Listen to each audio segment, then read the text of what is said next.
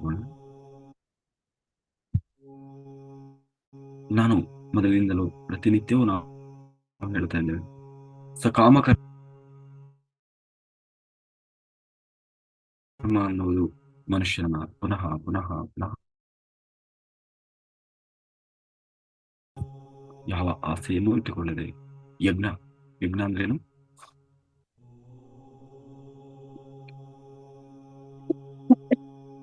ಯಜ್ಞ ಯಜ್ಞವನ್ನು ಮಾಡಬೇಕು ಅಂತ ಹೇಳಿದ ಕೃಷ್ಣ. ಏನು ಯಜ್ಞ? ಯಜ್ಞ ಅಂದ್ರೆ ಸ್ವಾರ್ಥರಹಿತವಾದದ್ದು, ಲೋಕ ಕಲ್ಯಾಣಾರ್ಥವಾಗಿ ಅಂತ ನಾವು ಏನೆಲ್ಲ ಮಾಡ್ತೇವೆ, ಆತ್ಮಗಳ ಹಿತಕ್ಕಾಗಿ ಅಂತ ಅದು ಭಗವಂತನ ಆರಾಧನೆ ಆಗ್ತದೆ. ಇಂತಹ ಯಜ್ಞಗಳನ್ನ ಆಚರಿಸುವುದರಿಂದ ನಮಗೆ ಶ್ರೇಯಸ್ಸು. ಅದಕ್ಕೆ ಭಗವಂತ ತಾನೇ ಹೇಳ್ತಾ ಇದ್ದಾನೆ, ಕರ್ಮ ಅನ್ನುವುದು ಮನುಷ್ಯನಿಗೆ ಮಾಡದೇ ಇರಲಿಕ್ಕೆ ಸಾಧ್ಯ ಇಲ್ಲ. ನಾನು ಕರ್ಮ ಮಾಡದೆ ಸುಮ್ಮನೆ ಇರ್ತೀನಿ ಅಂದ್ರೆ ಅದು ಸಾಧ್ಯ ಇಲ್ಲ. ಮನುಷ್ಯ ಕರ್ಮ ಮಾಡಲೇಬೇಕು.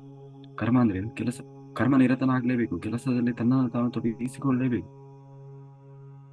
ನಾನು ಕರ್ಮ ಮಾಡಿದ್ರೆ ಪಾಪ ಬರ್ತದೆ, ಪುಣ್ಯ ಬರ್ತದೆ ಅಂತ ಹೇಳಿ ನಾನು ಏನೂ ಮಾಡಲ್ಲ ಅಂತ ಸುಮ್ಮನೆ ಕೂತ್ಕೊಳ್ಳಿಕ್ಕೆ ಆಗೋದು.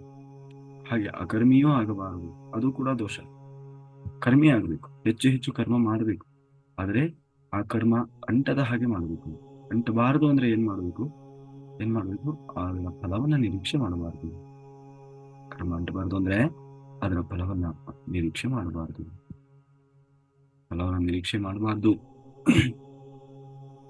ಅದು ಯಾವ ಕರ್ಮವೇ ಆಗಿರಲಿ.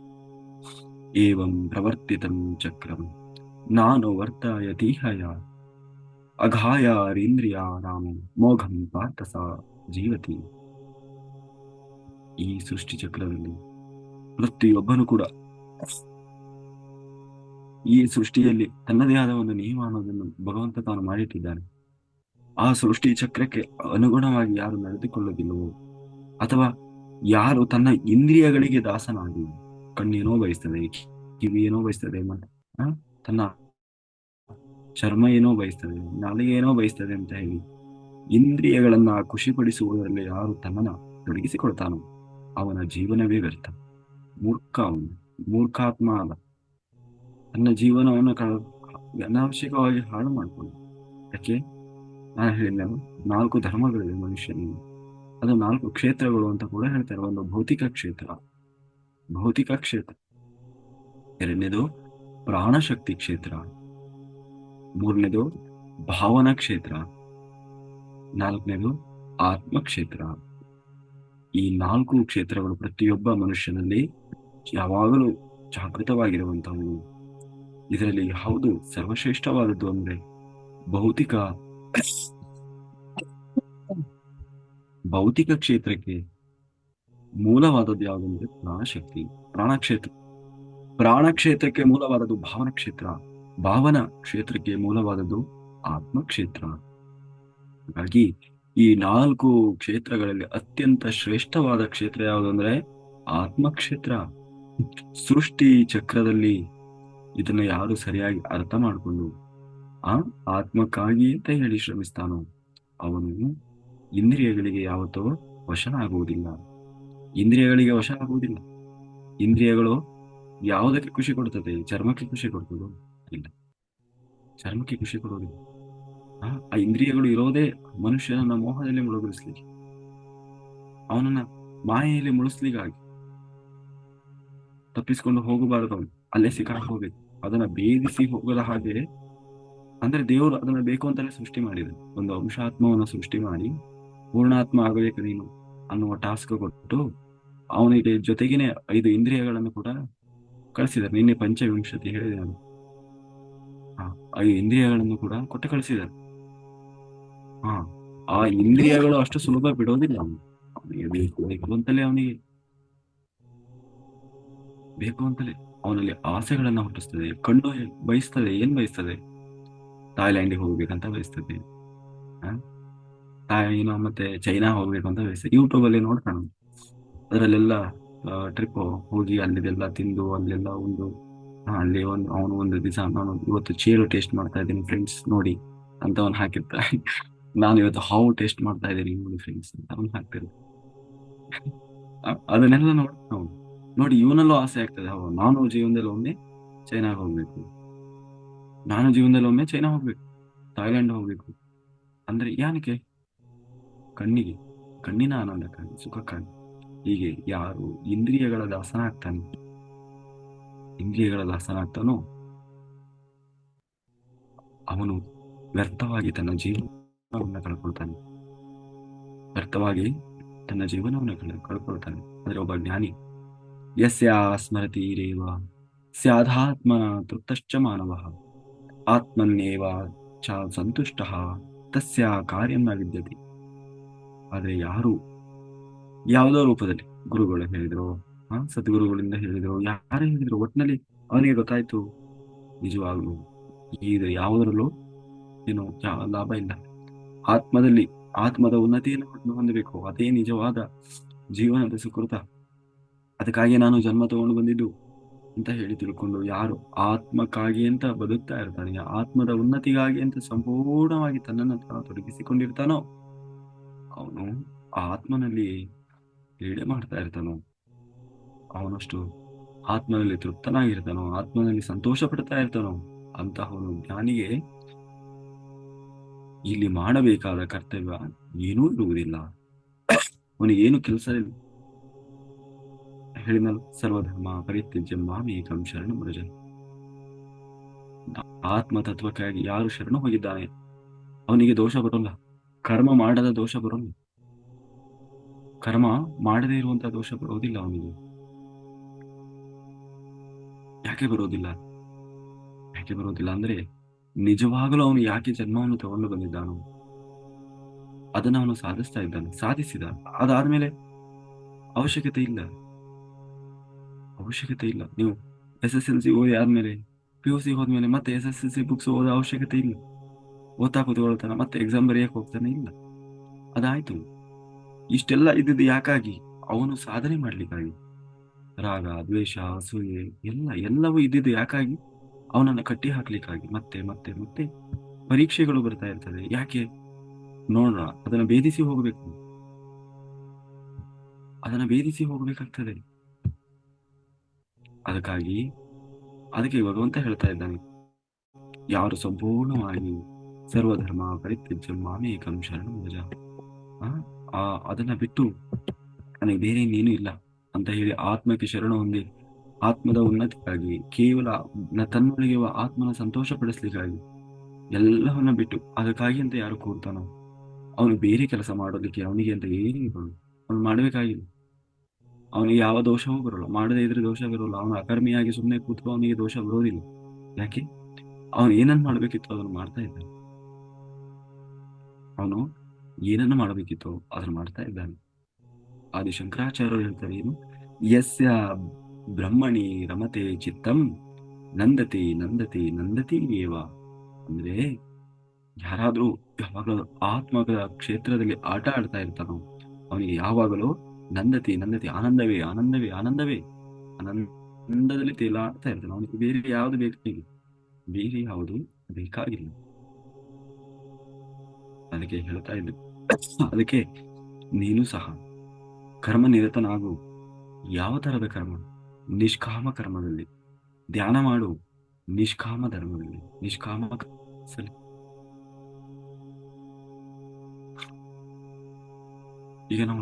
ಈಗ ಧ್ಯಾನಿಗಳಲ್ಲಿ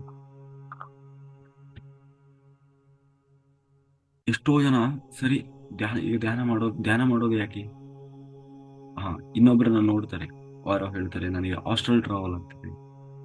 ಯಾರು ಇನ್ನೊಬ್ಬ ಅಂದ್ರೆ ಮೇಷ್ಟ್ರು, ದೊಡ್ಡ ಮಾಸ್ಟರ್, ಏನೋ ದೊಡ್ಡ ಮಾಸ್ಟರ್ ಅಂತ ತಿಳ್ಕೊಳ್ಳಿ, ಧ್ಯಾನದ ಮಾಸ್ಟರ್, ಪಿರಮಿಡ್ ಮಾಸ್ಟರ್. ಅವ್ರು ಹೇಳ್ತಾರೆ ನಂದು ಥರ್ಡ್ ಐ ಓಪನ್ ಆಗಿದೆ, ನನಗೆಲ್ಲ ಕಾಣಿಸ್ತದೆ. ಅದು ಒಂದು ಸಿದ್ಧಿ, ಅದು ಒಂದು ಸಿದ್ಧಿ, ಆಯ್ತಾ? ಇನ್ನೊಬ್ರು ಹೇಳ್ತಾರೆ ನನಗೆ ಹಾಸ್ಟೆಲ್ ಟ್ರಾವೆಲ್ ಆಗ್ತದೆ, ನಮ್ ಧ್ಯಾನಕ್ಕೆ ಕುಂದ್ರೆ ಸಾಕು, ನಾನು ಅಲ್ಲಿ ಹೋಗಿ ಇಲ್ಲಿ ಹೋಗಿ ಎಲ್ಲ ನೋಡ್ಕೊಂಡು ಬರ್ತೇನೆ. ಇನ್ನೊಬ್ರು ಹೇಳ್ತಾರೆ ನನಗೆ ನೀವು ನೋಡಿದ್ರೆ ಸಾಕು, ನಿನ್ನೊಳಗೆ ಏನಿದೆ ಎಲ್ಲ ಗೊತ್ತಾಗ್ತದೆ ನನಗೆ. ಇದೆಲ್ಲ ಸಿದ್ಧಿಗಳು, ಇದು ಎಲ್ಲವೂ ಸಿದ್ಧಿಗಳು. ಅವ್ರ ಥರ್ಡ್ ಐ ಓಪನ್ ಆಗಿದೆ ಅಲ್ವಾ? ಥರ್ಡ್ ಐ ಓಪನ್ ಆಗಿದೆ ಅಂದ್ಮೇಲೆ ಮುಗಿತಾವ್ರು, ಅವ್ರು ಮೋಕ್ಷಕ್ಕೆ ಹೋದಂಗೇನ ಇಲ್ಲ. ಸಿದ್ಧಿಗೂ ಆತ್ಮ ಸಾಧನೆಗೂ ಬಹಳ ವ್ಯತ್ಯಾಸ ಇದೆ. ಸಿದ್ಧಿಗೂ ಆತ್ಮ ಸಾಧನೆಗೂ ಬಹಳ ವ್ಯತ್ಯಾಸ ಇದೆ. ನಾವು ಎಷ್ಟೇ ಟೆಸ್ಟ್ ಬರೆದು ಟೆಸ್ಟ್ ಪಾಸ್ ಆದ್ರೂ ಫೈನಲ್ ಎಕ್ಸಾಮ್ ಪಾಸ್ ಆಗ್ಲೇಬೇಕು. ಪ್ರತಿ ತಿಂಗಳಿಗೂ ಒಂದೊಂದು ಟೆಸ್ಟ್ ಇರ್ತದೆ, ವಾರ ವಾರ ಒಂದೊಂದು ಟೆಸ್ಟ್ ಇರ್ತದೆ, ಮಿಡ್ ಟರ್ಮ್ ಅಂತ ಇರ್ತದೆ. ಹೀಗೆ ಎಷ್ಟೋ ಒಂದು ಎಕ್ಸಾಮ್ಗಳು ಇರ್ತದೆ. ಎಲ್ಲವನ್ನೂ ಬರದ ಪಾಸ್ ಆದ, ಎಲ್ಲವನ್ನೂ ಬರದ ಪಾಸ್ ಆದ, ಎಲ್ಲದರಲ್ಲೂ. ಅದು ಫೈನಲ್ ಎಕ್ಸಾಮ್ ಇತ್ತೊಂದು, ಅದರಲ್ಲಿ ಬರಲಿಲ್ಲ, ಸುಮ್ಮನೆ ಆಟ ಆಡಿದ. ಹೆಂಗಿದ್ರು ನಾನು ಇಲ್ಲಿ ಪಾಸ್ ಆಗಿದ್ದೇನಲ್ಲ ಪಾಸ್ ಆಗಿದ್ದೇನಲ್ಲ ಅಂತೇಳಿ ಸುಮ್ಮನೆ ಇದ್ದ, ಅಲ್ಲಿ ಫೇಲ್ ಆದ. ಅವನು ಹೆಂಗಿದ್ರು ಉಳಿದ ಎಕ್ಸಾಮ್ ಅಲ್ಲಿ ಪಾಸ್ ಆಗಿದ್ದೇನೆ ಅಂತ ಕಳಿಸ್ಬಿಡ್ತಾರ? ಇಲ್ಲ. ಹಾಗಾಗಿ ಸಿದ್ಧಿ ಈ ಸಿದ್ಧಿ ಎನ್ನುವುದು ಮೋಕ್ಷದ ದ್ವಾರ ಅಲ್ಲ. ಹೋಗುವ ದಾರಿಯಲ್ಲಿ ಬೇಕು ಅಂತ ಅವನ ಸಿಕ್ಕಿಸಿ ಹಾಕ್ಲಿಕ್ಕೂ ಕೂಡ ಸಿದ್ಧಿಗಳು ಬರ್ತದೆ. ಹಾಗಾಗಿ ನಾವು ನಮ್ದು ಥರ್ಡ್ ಐ ಓಪನ್ ಆಗಬೇಕು, ಇಲ್ಲ ಥರ್ಡ್ ಐ ಓಪನ್ ಆದವ್ರ ಹತ್ರ ಹೋಗೋದು, ಅವರನ್ನ ಫಾಲೋ ಮಾಡೋದು. ಅವರು ಹೇಳ್ತಾರೆ ನಿಮ್ದು ಥರ್ಡ್ ಐ ಓಪನ್ ಆಗ್ತದೆ, ನೀವು ಈ ತರ ಧ್ಯಾನ ಮಾಡಿ. ನಿಮ್ದು ಕುಂಡಲಿನಿ ಜಾಗೃತಿ ಆಗ್ತದೆ, ಈ ತರ ಧ್ಯಾನ ಮಾಡಿ. ನಿಂದು ಕರ್ಮ ಪ್ರಕ್ಷಾಳನೆ ಆಗ್ತದೆ, ಈ ತರ ಧ್ಯಾನ ಮಾಡಿ. ನಾನು ಧ್ಯಾನಕ್ಕೆ ಕುಂತ್ರೆ ಏಂಜಲ್ಸ್ಗಳೆಲ್ಲ ಬಂದು ನನ್ನ ಸುತ್ತಲೂ ಬಂದು ಕೂತ್ಕೊಳ್ತಾರೆ. ನಿಮ್ಗೂ ಏಂಜಲ್ ಕನೆಕ್ಟ್ ಮಾಡಿಸ್ತೀನಿ ನಾನು, ನೀವು ಧ್ಯಾನ ಮಾಡಿ ಅಂತ ಹೇಳ್ತಾರೆ. ಅದರಿಂದ ಮೋಕ್ಷ ಸಿಗ್ತಾ? ಏಂಜಲ್ಗಳು ಬಂದು ಮೋಕ್ಷ ಕೊಡ್ತಾರೆ? ಥರ್ಡ್ ಐ ಬಂದವರಿಗೆ ಮೋಕ್ಷ ಸಿಗ್ತದ? ಅಂದ್ರೆ ಅದು ಎಲ್ಲ ಸಕಾಮಕರ್ಮ. ಆ ಧ್ಯಾನವನ್ನು ಕೂಡ ಯಾಕೆ ಮಾಡ್ತಾ ಇದ್ದಾನೆ ಅಂದ್ರೆ ಯಾವುದೋ ಒಂದು ಆಸೆ ಬರುತ್ತದೆ ನನ್ನಿಂದ. ಸೊ ಒಂದು ಏನೋ ಸಿಗ್ತದೆ ಅಂತ ಲಾಭವನ್ನ ನಿರೀಕ್ಷೆ ಮಾಡ್ತಾನೆ ಇದ್ದಾನೆ. ಆದ್ರೆ ನೀನು ಅರ್ಜುನ, ನೀನು ಕರ್ಮ ಮಾಡು. ಹೇಗೆ ಕರ್ಮ ಮಾಡು? ನಿಷ್ಕಾಮ ಕರ್ಮ ಮಾಡು. ಯಾವುದನ್ನು ಅಪೇಕ್ಷೆ ಮಾಡಬೇಡ. ಅದರಿಂದಲೇ ನಿನಗೆ ಆತ್ಮದ ಉನ್ನತಿ ಆಗ್ತದೆ, ಮೋಕ್ಷಕ್ಕೆ ಹೋಗ್ತೀಯ. ನೀನು ಇಲ್ಲಿ ಸಿಕ್ಕಿ ಹಾಕಿಕೊಳ್ಳೋದಿಲ್ಲ. ಹಾಗಾಗಿ ನೋಡು, ನಾನು ಯಾಕೆ ಹಿಂಗೆ ಹೇಳ್ತಾ ಇದ್ದೀನಿ ಅಂತಂದ್ರೆ, ಯಾರು ತುಂಬಾ ಉನ್ನತ ಸ್ಥಿತಿಯಲ್ಲಿ ಇರ್ತಾರೆ, ಶ್ರೇಷ್ಠ ಸ್ಥಿತಿಯಲ್ಲಿ ಇರ್ತಾರೆ, ಅವರು ತುಂಬಾ ಜಾಗೃತರಾಗಿರ್ಬೇಕು, ತುಂಬಾ ಸರಿಯಾದ ಕರ್ಮಗಳನ್ನು ಮಾಡ್ತಾ ಇರ್ಬೇಕು. ಯದ್ಯಾದಾಚರತಿ ಶ್ರೇಷ್ಠ ತಸ್ಥಾ ದೇವೇತರೋ ಜನ. ಶ್ರೇಷ್ಠ ಪುರುಷರು ಯಾವಾಗ್ಲೂ ಏನ್ ಮಾಡ್ತಾ ಇರ್ತಾರೆ? ಅವರನ್ನ ಅನುಕರಿಸುವವರು ತುಂಬಾ ಜನ ಇರ್ತಾರೆ ಅಲ್ವಾ? ಈಗ ನೋಡಿ, ಪತ್ರಿಜಿ ಗುರುಗಳು ಏನ್ ಮಾಡಿದಾರೋ ಅದನ್ನ ನಾವು ಮಾಡ್ತೀವಿ ಅಲ್ವಾ? ಅವ್ರು ಏನಾದ್ರು ಮಾಡಿದ್ರೆ, ಎಲ್ಲಾದ್ರೂ ಒಂದಿನ ಎಲ್ಲ ನಾನ್ ವೆಜ್ ತಿಂದಿದ್ರೆ ಅಂದ್ರೆ ನಾವೆಲ್ಲ ನಾನ್ ವೆಜ್ ಬಿಡ್ತಿದ್ವ? ಇಲ್ಲ. ಯಾಕೆ? ಪತ್ರಿಜಿಯವರು ಒಂದ್ಸರಿ ಇದಕ್ಕೆ ಹೋದಾಗ ನಾನ್ ವೆಜ್ ತಿಂದಿಲ್ವಾ ಅಂತ ಅದನ್ನ ಹೇಳಿ ಹೇಳಿ ತಿಂದಿದ್ವಿ. ಹೌದಾ ಇಲ್ಲ? ಯಾಕೆಂದ್ರೆ ಪತ್ರಿಜಿ ಗುರುಗಳೇ ಮಾಡಿದ್ದಾರೆ, ನಾವ್ ಯಾಕೆ ಮಾಡ್ಬಾರ್ದು? ಪತ್ರಿಜಿ ಗುರುಗಳೇ ಮಾಡಿದ್ದಾರೆ, ನಾವ್ ಯಾಕೆ ಮಾಡ್ಬಾರ್ದು? ಈಗ ನಾವು ಮಾಡೋದೇ, ಪತ್ರಿಜಿ ಗುರುಗಳೇ ಮ್ಯೂಸಿಕ್ ಹಾಕೊಂಡು ಮಾಡಿದ್ದಾರೆ, ನಾವ್ ಯಾಕೆ ಮಾಡ್ಬಾರ್ದು? ಅವ್ರು ಯಾಕೆ ಮಾಡಿದ್ರು ಅದು ಗೊತ್ತಿಲ್ಲ, ಅದ್ರ ಹಿಂದೆ ಅವ್ರ ಉದ್ದೇಶ ಏನಿತ್ತು ಅದು ಗೊತ್ತಿಲ್ಲ. ಅವ್ರು ಮಾಡಿದಾರೆ ಅಂತ ಇವ್ರು ಮಾಡೋದು ಹಾಗಲ್ಲ. ಅದಕ್ಕೆ ದೇವರು ಹೇಳ್ತಾ ಇದ್ದಾನೆ, ಸಾಮಾನ್ಯವಾಗಿ ಯಾರು ಉತ್ತಮರು ಅಂತ ಇರ್ತಾರೆ, ನಾಯಕರು ಅಂತ ಇರ್ತಾರೆ, ಗುರುಗಳು ಅಂತ ಇರ್ತಾರೆ, ಅವ್ರು ಏನ್ ಮಾಡ್ತಾರೋ ಅದನ್ನ ಫಾಲೋ ಮಾಡೋದು ಜಗತ್ತಿನ ನಿಯಮ ಅದು. ಅಂದ್ರೆ ಫಾಲೋವರ್ಸ್ ಏನ್ ಮಾಡ್ತಾರೆ, ಅವ್ರು ಏನ್ ಮಾಡಿದಾರೆ ಅದನ್ನೇ ಇವ್ರು ಮಾಡ್ತಾರೆ, ಅನುಕರಿಸ್ತಾರೆ. ಪ್ರಾಣಿಗಳು ಕೂಡ ಮನುಷ್ಯರನ್ನು ಅನುಕರಿಸ್ತವೆ. ಅದಕ್ಕಾಗಿ ಏನ್ ಮಾಡಬೇಕು ಅಂತಂದ್ರೆ, ನಾವು ನಮಗಾಗಿ ಅಲ್ಲದೆ ಇದ್ರೂ ಕೂಡ, ನಮಗದರ ಅವಶ್ಯಕತೆ ಇಲ್ಲದೆ ಇದ್ರೂ ಕೂಡ, ಕೆಲವೊಮ್ಮೆ ಅವರಿಗೋಸ್ಕರನಾದ್ರೂ ನಾವು ಕೆಲವೊಮ್ಮೆ ಕರ್ಮ ನಿರತರಾಗಿ, ಅದರಲ್ಲೂ ಎಂಥ ಕರ್ಮಗಳು? ಶ್ರೇಷ್ಠ ಕರ್ಮಗಳು, ಸರಿಯಾದ ಕರ್ಮಗಳನ್ನ ಮಾಡ್ಬೇಕಾಗ್ತದೆ.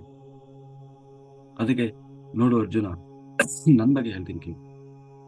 ನಾನು ಯೋಗೀಶ್ವರ, ನಾನು ವಿಮುಕ್ತಾತ್ಮ, ನಾನು ಪರಮಾತ್ಮ ಆಗಿದ್ದೇನೆ. ನನಗೆ ಪರಮಾತ್ಮ ಅಂದ್ಮೇಲೆ ಮುಗಿತು. ಈ ಭೂಮಿ ಮೇಲೆ ಅವನು ಮಾಡಬೇಕಾದದ್ದು ಏನು?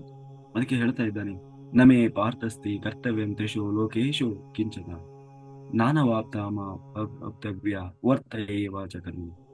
ನೋಡೋ ಜನ, ಈ 3 ಲೋಕಗಳಲ್ಲಿ ನಾನು ಮಾಡಬೇಕಾದದ್ದು ಏನಿಲ್ಲ. ನನಗೆ ಯಾವುದು ಮಾಡಬೇಕು, ಮಾಡಿದ್ರು ಮಾಡದೇ ಇದ್ರು ನನಗೇನು ಯಾವುದು ಅಂಟೋದಿಲ್ಲ.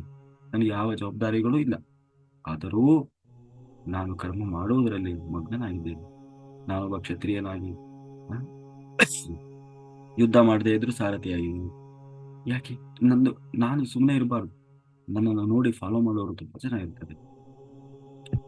ನನ್ನನ್ನು ನೋಡಿ ಫಾಲೋ ಮಾಡೋರು ತುಂಬಾ ಜನ ಇರ್ತಾರೆ. 3 ಲೋಕದಲ್ಲಿ ನಾನು ಮಾಡಬೇಕಾದದ್ದು ಏನಿಲ್ಲ. ನನಗೆ 3 ಲೋಕಕ್ಕೆ ನನಗೂ ಸಂಬಂಧನೇ ಇಲ್ಲ. ಯಾವುದು 3 ಲೋಕ? ಭೂಲೋಕ, ಭುವರ್ಲೋಕ, ಸುವರ್ಲೋಕ. ಜನರ್ ಲೋಕದ ಕೆಳಗೆ ಇರುವ 3 ಅಧೋಲೋಕಗಳು. ಈ 3 ಅಧೋಲೋಕಗಳು ಎಲ್ಲರನ್ನ ಯಾರನ್ನು ಬಿಡೋಲ್ಲ. ಎಲ್ಲರೂ ಈ 3 ಅಧೋಲೋಕಗಳಲ್ಲೇ ಸುತ್ತಾ ಇರ್ತಾರೆ, ಸುತ್ತಾ ಇರ್ತಾರೆ, ಜನ್ಮ ಜನ್ಮ ಜನ್ಮ ಜನ್ಮಗಳಲ್ಲಿ. ಹಾಗಾಗಿ ಈ 3 ಲೋಕಕ್ಕೂ ನನಗೆ ಸಂಬಂಧ ಇಲ್ಲ. ಅದು ಬರೀ ಕೃಷ್ಣನಿಗೆ ಹೇಳ್ತಾ ಇರೋದಲ್ಲ. ಯಾರು ಪರಮ ಆತ್ಮ ಆಗಿರ್ತಾರೋ, ಯಾರು ವಿಮುಕ್ತ ಆತ್ಮವನ್ನು ದಾಟಿ ಹೋಗಿರ್ತಾನೋ, ಅವರು ಎಲ್ಲರದ್ದು ಅದೇ ಕಥೆ. ಈ ಲೋಕದಲ್ಲಿ ನಾನು ಮಾಡಬೇಕಾದದ್ದು ಏನಿಲ್ಲ, ಎಲ್ಲ ಪೂರ್ತಿ ಆಗಿಬಿಟ್ಟಿದೆ. ಆದರೂ ಕೂಡ ಆದರೂ ಕೂಡ ನಾನು ಕೆಲಸಗಳನ್ನು ಬಿಟ್ಟಿಲ್ಲ, ಮಾಡ್ತಾನೆ ಇರ್ತೇನೆ. ಯಾಕೆ ಮಾಡ್ತಾ ಇದ್ದೇನೆ? ಯಾಕೆಂದ್ರೆ ನನ್ನ ನೋಡಿ ಕಲಿಯುವವರು ಬಹಳ ಜನ ಇದ್ದಾರೆ. ನೋಡಿದ್ರೆ ಕೃಷ್ಣ ಮಾಡಿದದನ್ನೆಲ್ಲ ಮಾಡೋರು ಬಹಳ ಜನ ಇದ್ದಾರೆ. ಕೃಷ್ಣ ಮಾಡಿದ್ದನ್ನ ಮಾಡುವವರು ಬಹಳ ಜನ ಇದ್ದಾರೆ. ಹಾಗೆ ಅವರಿಗೆ ಶಿಕ್ಷಣ ಕೊಡ್ಲಿಕ್ಕಾಗಿ ಆದರೂ ನಾನು ಏನ್ ಮಾಡ್ತೇನೆ, ನನಗೆ ಅವಶ್ಯಕತೆ ಇಲ್ಲದೇ ಇದ್ರು ಕೂಡ ನಾನು ಕರ್ಮವನ್ನು ಮಾಡ್ತಾನೆ ಇದ್ದೇನೆ. ಯದಿ ಹ್ಯಾಹಂ ನ ವರ್ತೇಯಂ ಜಾತು ಕರ್ಮಣ್ಯದಿ ತಂದ್ರಿತ ಮಮ ವರ್ತಮಾನೋ ವರ್ತಂತೆ ಮನುಷ್ಯ ಭಾರತ ಸರ್ವಶಃ. ಯಾವಾಗಲಾದರೂ ನಾವು ಜಾಗರೂಕರಾಗಿಲ್ಲದೆ ಕರ್ಮಗಳನ್ನು ನನ್ನ ಮನಸ್ಸಿಗೆ ಬಂದ ಹಾಗೆ ನಾನು ಮಾಡಿದೆ ಅಂದ್ರೆ ಏನ್ ಮಾಡ್ತಾರೆ? ಅದನ್ನೇ ನನಗೆ ಅಂಟೋದಿಲ್ಲ, ಹೌದದು. ಆದರೆ ಇನ್ನೂ ಆ ಸ್ಥಿತಿಯನ್ನು ತಲುಪದವರೂ ಕೂಡ ಅದನ್ನೇ ಮಾಡ್ಲಿಕ್ಕೆ ಶುರು ಮಾಡಿಬಿಡ್ತಾರೆ. ಅದಕ್ಕಾಗಿಯೇ ನೀನು ಇವತ್ತು ಅರ್ಜುನ, ನಿನ್ನನ್ನು ಫಾಲೋ ಮಾಡೋರು ತುಂಬಾ ಜನ ಇದ್ದಾರೆ. ನೀನು ದೊಡ್ಡ ಸೆಲೆಬ್ರಿಟಿ. ಅವಾಗ ವಿದ್ಯಾಭ್ಯಾಸಕ್ಕೆ ಹೋದ್ರೆ ಎಲ್ಲರೂ ರೋಲ್ ಮಾಡೆಲ್ ಯಾರು ಅಂದ್ರೆ ಅರ್ಜುನ. 3 ಲೋಕದಲ್ಲೂ ಶ್ರೇಷ್ಠ ಬಿಲ್ಲೋಜನ ಆದಂತ ಅರ್ಜುನನ ಹಾಗೆ ನಾನು ತಯಾರಾಗಬೇಕು ಅಂತ ಹೇಳಿ ಅವನನ್ನ ರೋಲ್ ಮಾಡೆಲ್ ಆಗಿ ತಗೊಳ್ತೀನಿ. ನೀನು ಈ ಸಮಯದಲ್ಲಿ ಕರ್ತವ್ಯ ಭ್ರಷ್ಟನಾಗಿ ಬಿಟ್ಟು ಹೋದೆ ಅಂದ್ರೆ ಎಲ್ಲರೂ ಅದೇ ಕೆಲಸ ಮಾಡ್ತಾರೆ. ಅರ್ಜುನನೇ ಹೋಗಿದ್ದಾನೆ, ನಂದೇನಿದೆ? ಅವನೇ ಮಾಡಿದ್ದಾನೆ, ನಾನೇ ಯಾಕೆ ಮಾಡೋದು ಅಲ್ವಾ? ಇವಾಗ ನಾವು ತಪ್ಪು ಮಾಡ್ಲಿಕ್ಕೆ, ಸರಿಯಾಗಿದ್ದನ್ನು ಮಾಡ್ಲಿಕ್ಕೆ ಬೇರೆಯವರು ದೊಡ್ಡದನ್ನು ತಗೊಂತೀವಿಲ್ಲ, ಗೊತ್ತಿಲ್ಲ. ತಪ್ಪು ಮಾಡ್ಲಿಕ್ಕೆ ಏನ್ ಮಾಡ್ತೀವಿ? ದೊಡ್ಡವ್ರ ವಿಷಯ ತಗೊಂತೀವಲ್ವ? ದೊಡ್ಡವ್ರ ವಿಷಯ ತಗೊಂಡು ಹೇಳ್ಬಿಡೋದು, ಅವರೇ ಮಾಡಿದರೆ ನಾವ್ ಯಾಕೆ ಮಾಡ್ಬೋದು? ಹಾಗೆ ಆತರ ಸಮಾಜ ತಪ್ಪು ದಾರಿಗೆ ಬರುವ ಸಾಧ್ಯತೆ ಇರ್ತದೆ. ಹಾಗಾಗಿ ನಮಗೆ ಅವಶ್ಯಕತೆ ಇಲ್ಲದೇ ಇದ್ರು ಅಥವಾ ನಮಗಾಗಿ ಅಲ್ಲದೇ ಇದ್ರು ಆ ಲೋಕ ನಮ್ಮನ್ನು ಅನುಕರಿಸ್ತದೆ ಅಂತ ಹೇಳಿ ನಾವು ಜಾಗರೂಕತೆಯಿಂದ ಇರಬೇಕಾಗ್ತದೆ. ಆದ್ರೆ ಆ ಕರ್ಮದಲ್ಲಿ ಯಾವುದೇ ಆಸಕ್ತಿ, ಫಲವನ್ನು ನಿರೀಕ್ಷೆ ಮಾಡಬೇಡ. ಸಕ್ತಃ ಕರ್ಮಣ್ಯ ವಿದ್ವಾಂಸೋ ಯಥಾ ಕುರುವಂತಿ ಭಾರತ ಕುರ್ಯಾದ್ವಿದ್ವಾಂಸಸ್ತ್ಯ ಸಕ್ತಶ್ಚಿ ಕೀಶು ಲೋಕ ಸಂಗ್ರಹಂ. ಹಾಗಾಗಿ ಅಜ್ಞಾನಿಗಳು ಏನ್ ಮಾಡ್ತಾರೆ? ಫಲದ ಆಸಕ್ತಿಯಿಂದ ಕರ್ಮವನ್ನ ಮಾಡ್ತಾನೆ ಇರ್ತಾರೆ. ಜ್ಞಾನಿಗಳು ಕೂಡ ಅವ್ರ ಜೊತೆಗೆ ಸೇರ್ಕೊಂಡು ಕರ್ಮ ಮಾಡ್ತಾನೆ ಇರ್ತಾರೆ. ಆದರೆ ಜ್ಞಾನಿಗಳು ಆ ಕರ್ಮದ ಫಲದ ಮೇಲೆ ಯಾವುದೇ ಆಸಕ್ತಿಯನ್ನು ಇಟ್ಕೊಂಡಿರೋಲ್ಲ. ಆದರೆ ಲೋಕದ ಹಿತಕ್ಕಾಗಿ ಅಂತ ಕರ್ಮ ಮಾಡ್ತಾ ಇರ್ತಾರೆ. ಆದ್ರೆ ಬೇರೆಯವ್ರು ನೋಡ್ತಾರೆ, ಮತ್ತೆ ಅವರು ಮಾಡ್ತಾ ಇದಾರಲ್ವಾ, ಅವರೇ ಮಾಡ್ತಾರೆ, ನಾವ್ಯಾಕೆ ಮಾಡಬಾರ್ದು ಅಂತ ಮಾಡ್ತಾ ಇರ್ತಾರೆ. ಆದ್ರೆ ಒಳಗಿಂದ ಅವರ ಭಾವ ಹೇಗಿದೆ ಅನ್ನೋದನ್ನು ಅರ್ಥ ಮಾಡಿಕೊಳ್ಳುವುದಿಲ್ಲ. ಮಾಡಬೇಕಾದದ್ದು ಕರ್ಮವನ್ನು ತ್ಯಾಗ ಮಾಡುವುದಲ್ಲ, ಕರ್ಮದ ಫಲವನ್ನ ತ್ಯಾಗ ಮಾಡಬೇಕು.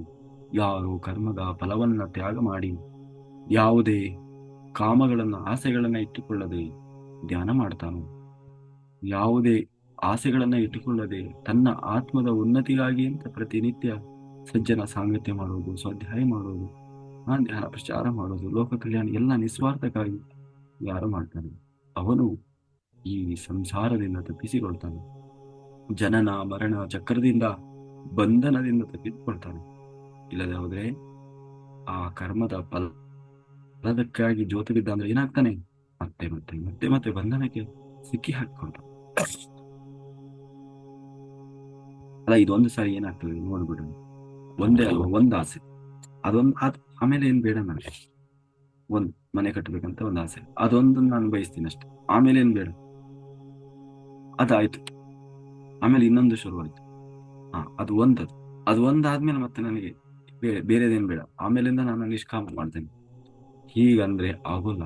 ಪ್ರಕೃತಿ ಬೇಕು ಅಂತಲೇ ಇನ್ನೊಂದು ರೆಡಿ ಮಾಡಿರ್ತದೆ. ಈ ಕ್ಷಣದಲ್ಲೇ ನೀನು ತ್ಯಾಗ ಮಾಡು, ಏನು ಬೇಡ ನನ್ಗೆ ಯಾವ ಆಸೆಗಳು ಇಲ್ಲ.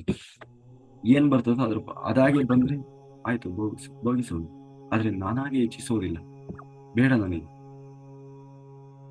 ಅದು ಬಿಟ್ಟು ನನಗೊಂದೊಂದು ಎರಡು ಆಸೆ ಇದೆ, ಅದಾದ್ಮೇಲೆ ಬೇಡ ನನಗೆ. ಆಮೇಲಿಂದ ಅದೆಲ್ಲ ಅವು ಎರಡು ಆದ್ಮೇಲೆ ಆಮೇಲಿಂದ ನಾ ಮಾಡೋದನ್ನ ನಿಷ್ಕಾಮ ಕರ್ಮ.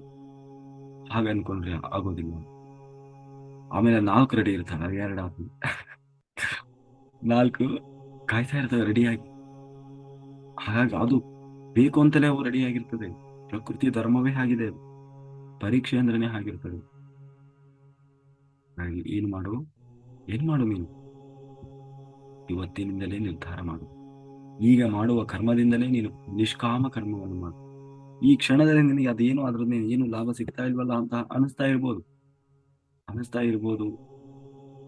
ಆದರೆ ಒಳ್ಳೆಯ ಫಲ ಬೇಕು ಅಂದ್ರೆ ಸ್ವಲ್ಪ ಕಾಯ್ಬೇಕು. ಅರ್ಜೆಂಟ್ ಅಂದ್ರೆ ಆಗೋಲ್ಲ. ಒಂದು ಕಾಯಿ, ಅದು ಸಣ್ಣ ಹೂವು ಆಗ್ತದೆ, ಫಸ್ಟ್ ಅದೊಂದು ಮಿಡಿ ಆಗ್ತದೆ, ಮಾವಿನಕಾಯಿ. ಅದು ಬಲಿಬೇಕು, ಎಳೆದಿರ್ತದೆ, ಕಾಯಿ ಆಗ್ತದೆ, ಆಮೇಲೆ ಬಲಿಬೇಕದು ಅಲ್ಲ. ಆಮೇಲೆ ಅದು ಆ ಕೆಂಪಾಗಬೇಕು, ಆಮೇಲೆ ಅದನ್ನ ಹಣ್ಣು ಹಾಕ್ಬೇಕು, ಆಮೇಲೆ ಅದು ಮಾಗಬೇಕು. ಮಾಗಿದ ಮೇಲೆ ಅದು ತಿನ್ಲಿಕ್ಕೆ ಚೆನ್ನಾಗಿ. ನೀವು ಅದು ಎಳೆದನ್ನೇ ತಗೊಂಡು ಬಂದು ಇಲ್ಲಿ ಹಾಕಿದರೆ ಏನಾಗ್ತದೆ? ಅರ್ಜೆಂಟ್ ಮಾಡಿದ್ರೆ ಏನಾಗ್ತದೆ? ಸರಿಯಾದ ಫಲ ಸಿಗ್ತದ? ಇಲ್ಲ. ಹ? ಅಲ್ವಾ? ಮಗು ಬೇಕು ಅಂತ ಎಲ್ಲರಿಗೂ ಆಸೆ ಇರ್ತದೆ. ಅದು 5-6 ತಿಂಗಳಿಗೆ ಜನನಾದ್ರೆ ಚೆನ್ನಾಗಿರ್ತದ. ಅದು ಪರಿಪೂರ್ಣತೆ ಆಗಬೇಕಲ್ಲ ಅದು, ಅಲ್ವಾ? ಹಾಗೆಯೇ ನಾವು ಒಳ್ಳೆಯ ಶ್ರೇಷ್ಠವಾದ ಫಲ ಬೇಕು ಅಂದ್ರೆ ಕೆಲವೊಮ್ಮೆ ಸ್ವಲ್ಪ ಹೊತ್ತು ಕಾಯ್ಬೇಕಾಗ್ತದೆ, ಕೆಲವು ವರ್ಷಗಳು ಕಾಯ್ಬೇಕಾಗ್ತದೆ. ಹೀಗೆ ಬೇಕು, ಹೀಗೆ ಅರ್ಜೆಂಟ್ ಆಗ್ಬೇಕು ಅಂದ್ರೆ ಆಗಲ್ಲ. ಸಮಯ ಅದು ಒಳ್ಳೇದು, ದೊಡ್ಡ ಫಲ ಬೇಕು, ಒಳ್ಳೆಯ ಶ್ರೇಷ್ಠ ಫಲ ಬೇಕು ಅಂದ್ರೆ ಸ್ವಲ್ಪ ಕಾಯ್ಬೇಕಾಗ್ತದೆ, ಅಲ್ವಾ? ಹಾಗಾಗಿ ಯಾವುದು ಅತ್ಯಂತ ಶ್ರೇಷ್ಠವಾದದ್ದು ಅಂತಂದ್ರೆ, ಯಾವುದು ಅತ್ಯಂತ ಶ್ರೇಷ್ಠವಾದದ್ದು? ಕರ್ಮ ಮಾಡಬೇಕು. ಯಾವ ಕರ್ಮ? ಯಾವ ಕರ್ಮ ಮಾಡಬೇಕು? ನಿಷ್ಕಾಮ ಕರ್ಮಗಳನ್ನು ಮಾಡಬೇಕು. ನಿಷ್ಕಾಮ ಕರ್ಮ ನಮ್ಮನ್ನ ಈ ಸಂಸಾರದ ಬಂಧನದಿಂದ ತಪ್ಪಿಸಿ ಹಾಕ್ತದೆ, ಸಿಕ್ಕಿ ಹಾಕಿಸಿಕೊಳ್ಳುವುದಿಲ್ಲ. ಅದು ಬಿಟ್ಟು ಬೇರೆ ಯಾವ ಮಾರ್ಗವೂ ಇಲ್ಲ. ಅದಕ್ಕಾಗಿ ಹೇಳೋದು, ನಾವು ಏನನ್ನು ಆಶ್ರಯಿಸಿದ್ದೇವೆ ಅಂತ, ನಾವು ಏನನ್ನು ಆಶ್ರಯಿಸಿದ್ದೇವೆ.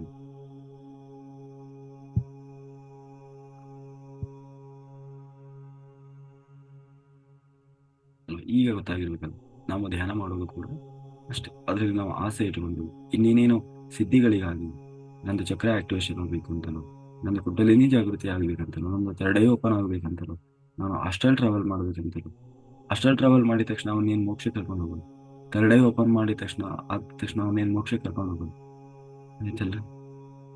ಮತ್ತೆ ಇನ್ನೇನೋ ಅವನಿಗೆ ಸಿದ್ಧಿ ಬಂದ ತಕ್ಷಣ ಅವನನ್ನು ಮೋಕ್ಷಕ್ಕೆ ಕರ್ಕೊಂಡು ಹೋಗಿಬಿಡುವನು. ಮೋಕ್ಷಕ್ಕೆ ಹೋಗಬೇಕಂದ್ರೆ ಏನ್ ಮಾಡಬೇಕು? ಆತ್ಮ ಸಾಧನೆ ಮಾಡಬೇಕು. ಈ 5 ಇರಬೇಕು ದೇಹಕ್ಕೆ. ಏನ್ ಬೇಕು? ಶುದ್ಧವಾದ ಸಾತ್ವಿಕವಾದ ಆಹಾರದ ನಿಯಮ ಪಾಲನೆ ಮಾಡಬೇಕು. ಮನಸ್ಸಿಗೆ ಸಜ್ಜನರ ಸಾಂಗತ್ಯ ಇರಬೇಕು. ಯಾವಾಗಲೂ ಸಜ್ಜನರ ಜೊತೆಗೆ ನಮ್ಮ ವರ್ತನೆ ಇರಬೇಕು. ಬುದ್ಧಿಗೆ ಸರಿಯಾದ ಆಧ್ಯಾತ್ಮಿಕ ಪುಸ್ತಕಗಳನ್ನೇ ಓದುತ್ತಾ ಇರಬೇಕು. 4ನೇದು, ಆತ್ಮಕ್ಕೆ ಹೆಚ್ಚು ಹೆಚ್ಚು ಧ್ಯಾನ ಬೇಕು. 5ನೇದು, ಸರ್ವಾತ್ಮನಿಗೆ ಸೇವೆ ಬೇಕು, ಹೆಚ್ಚು ಹೆಚ್ಚು ಸೇವೆ ಮಾಡಬೇಕು.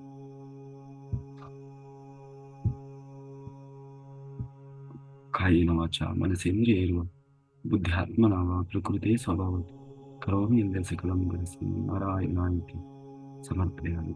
ಸರ್ವಂ ಶ್ರೀಕೃಷ್ಣ ನಮಸ್ತೆ. Thank you. ಸರ್ವಂ ಶ್ರೀ ಪರಬ್ರಹ್ಮ ನಮಸ್ತೆ. ಯಾರಿಗಾದ್ರೂ ಏನಾದರೂ ಡೌಟ್ ಇದ್ರೆ ರೈಸ್ ಮಾಡಿ. ಹೀಗಾಗಿ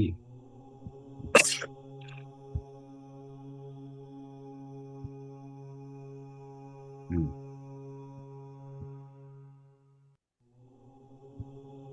ಮಾತಾಡ್ತೀರಾ ಯಾರಾದ್ರು?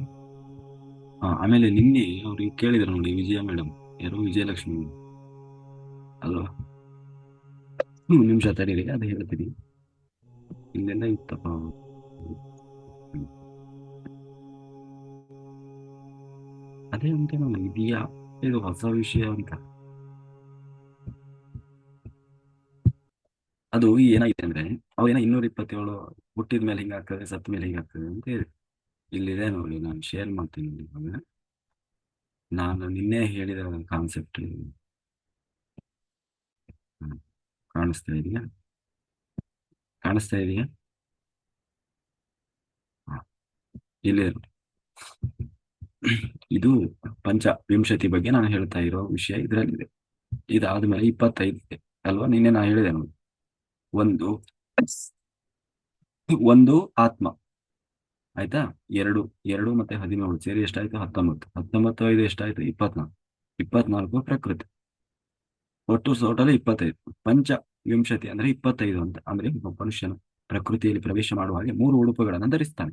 ಯಾವುದು? ಕಾರಣ ಶರೀರ, ಸೂಕ್ಷ್ಮ ಶರೀರ, ಸ್ಥೂಲ ಶರೀರ ಅಂದ್ರೆ physical body, astral body, castle body ಅಂತ. ಈ ಸ್ಥೂಲ ಶರೀರ ಅಂದ್ರೆ ನಮ್ಮ ಫಿಸಿಕಲ್ ಬಾಡಿ ಅಲ್ವಾ? ಅದು ಹ್ಮ್ ಯಾವ್ದಿದು? ಸ್ಥೂಲ ಶರೀರ, ಕಾರಣ ಶರೀರ, ಆಯ್ತಾ? ಆ ಕಾರಣ ಶರೀರದಲ್ಲಿ ಎರಡು ಇರ್ತವೆ, ಏನು? ಚಿತ್ತ ಮತ್ತೆ ಅಹಂಕಾರ. ಕರೆಕ್ಟಾ? ಲಾಸ್ಟಿಗೆ ಚಿತ್ತ ಅಹಂಕಾರ ಉಳ್ಕೊಂಡಿರ್ತದೆ ಅಂತ ಹೇಳಿದ್ನಲ್ವ, ಅದು.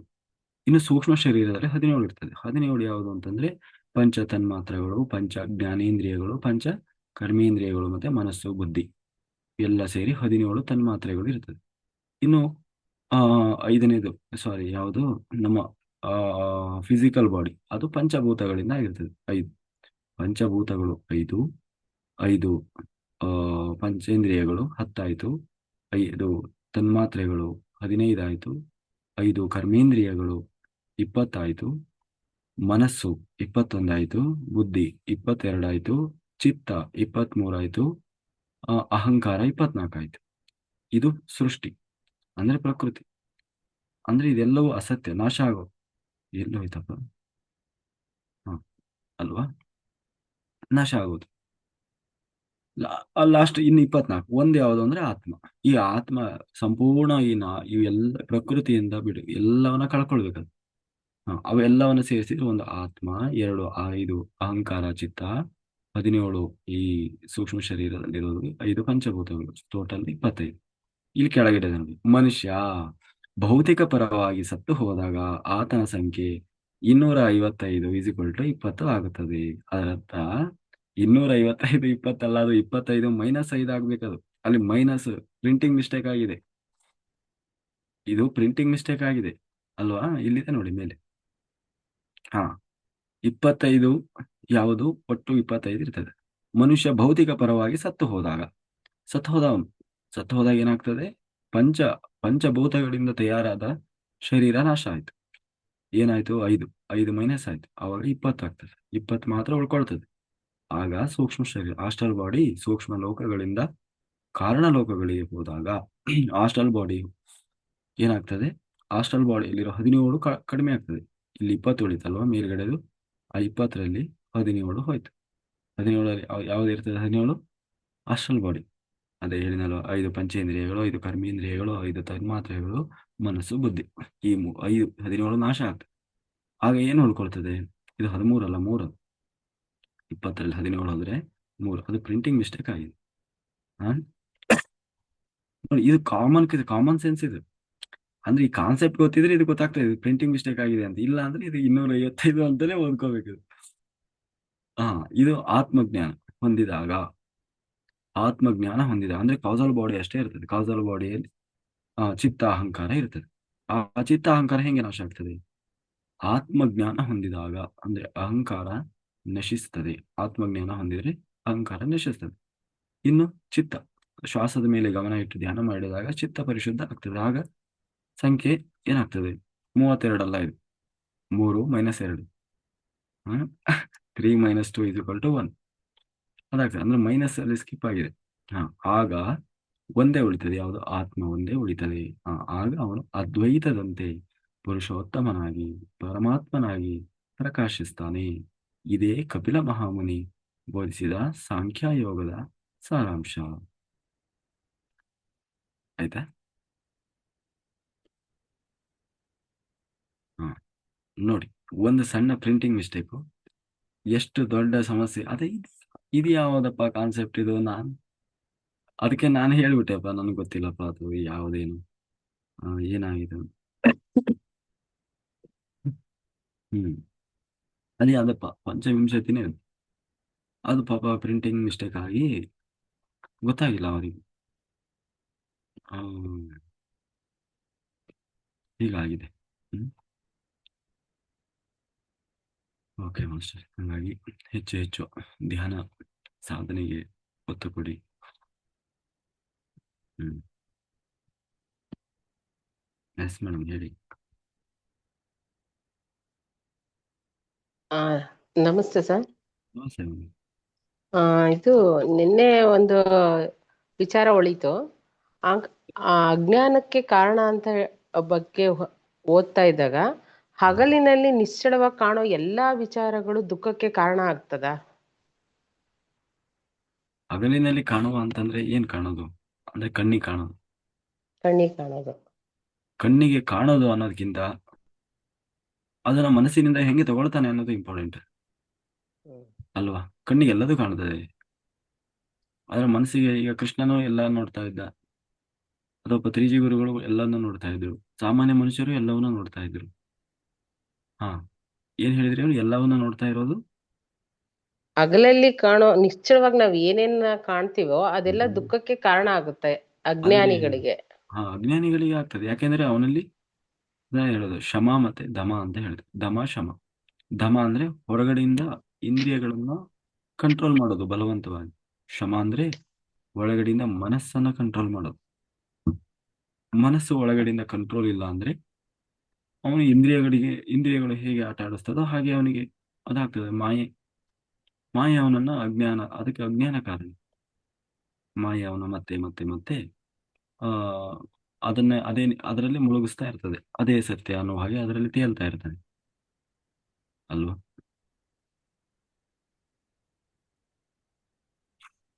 ಈಗ ಪ್ರತಿಯೊಬ್ಬರ ಪರ್ಪಸ್ ಆಫ್ ಲೈಫ್ ಏನು? ಎಲ್ಲರೂ ಹೇಳ್ತಾರೆ, ನಾನು ಧ್ಯಾನ ಮಾಡ್ತಾ ಇದ್ದೀನಿ. ಫಸ್ಟ್ ಏನ್ ಮಾಡ್ಬೇಕು? ನಾನು ನನ್ನ ಯಾವ ಪರ್ಪಸ್ಸಿಗೆ ನಾನು ಬಂದಿದ್ದೀನಿ ತಿಳ್ಕೊಳ್ಬೇಕು ಅಂತ. ಅಲ್ವಾ? ಎಲ್ಲರದ್ದು ಒಂದು ಪ್ರಶ್ನೆ ಇರ್ತದೆ, ನನ್ನ ಪರ್ಪಸ್ ಆಫ್ ಲೈಫ್. ಒಬ್ಬೊಬ್ಬರೇನೋ ಒಂದೊಂದು ಉದ್ದೇಶಕ್ಕೆ ಬರ್ತಾರಂತೆ. ನಾನೇ ಯಾವ ಉದ್ದೇಶಕ್ಕೆ ಬಂದಿದ್ದೀನಿ ತಿಳ್ಕೊಳ್ಬೇಕು. ಪ್ರತಿಯೊಂದು ಆತ್ಮದ ಪರ್ಪಸ್ ಆಫ್ ಲೈಫು ಈ ಜನ್ಮವನ್ನ ಕೊನೆ ಜನ್ಮ ಮಾಡ್ಕೊಳ್ಬೇಕು. ಈ ಜನ್ಮನ ಕೊನೆ ಜನ್ಮ ಮಾಡ್ಕೊಳ್ಬೇಕು. ಒಂದು ವೇಳೆ ಅದು ಪರ್ಪಸ್ ಅಲ್ಲದೆ ಇದ್ರೂ ಅದನ್ನ ಪರ್ಪಸ್ ಆಗಿ ಮಾಡ್ಕೋಬೇಕು. ಅದೇ ಪರ್ಪಸ್. ಯಾಕೆ? ಈ ಜನ್ಮ ಅಲ್ಲ ಅಂದ್ರೆ ಇನ್ನು 10 ಜನ್ಮ ಎದ್ದು ಬಂದ್ರು ಕೊನೆಗೆ ಅದೇ ಪರ್ಪಸ್ ಫೈನಲ್ ಇರ್ತದೆ. ನಾನು ಮೋಕ್ಷ ಹೊಂದಬೇಕು, ನಾನು ಪೂರ್ಣ ಪರಮ ಆತ್ಮ ಆಗಬೇಕು ಅನ್ನುವುದು ಇರಬೇಕು ತಲೆಯಲ್ಲಿ. ಅದೇ ಎಲ್ಲರದು ಪರ್ಪಸ್ ಆಫ್ ಲೈಫ್ ತಿಳ್ಕೊಂಡ್ಬಿಟ್ಟು ಅದಕ್ಕಾಗಿ ಧ್ಯಾನ ಮಾಡಿ ಪ್ರಯತ್ನ ಮಾಡ್ಬೇಕಾಗಿ, ನಂದೇನು ಪರ್ಪಸ್, ನಾನು ಯಾಕೆ ಬಂದಿದ್ದೀನಿ, ನಂದೇನು ಸಾಧನೆ ಇದೆ, ಅದನ್ನೆಲ್ಲ ತಿಳ್ಕೊಳ್ಳೋ ಅವಶ್ಯಕತೆ ಇಲ್ಲ. ಈಗ ಜನ್ಮ ತಗೊಂಡು ಬಂದಿದೀವಿ ಅಂದ್ರೆ ಅದೇನು ಬ್ಯಾಲೆನ್ಸ್ ಇದೆ ಅಂತ ಅರ್ಥ. ಅದನ್ನು ಸಾಧಿಸಿಲ್ಲ.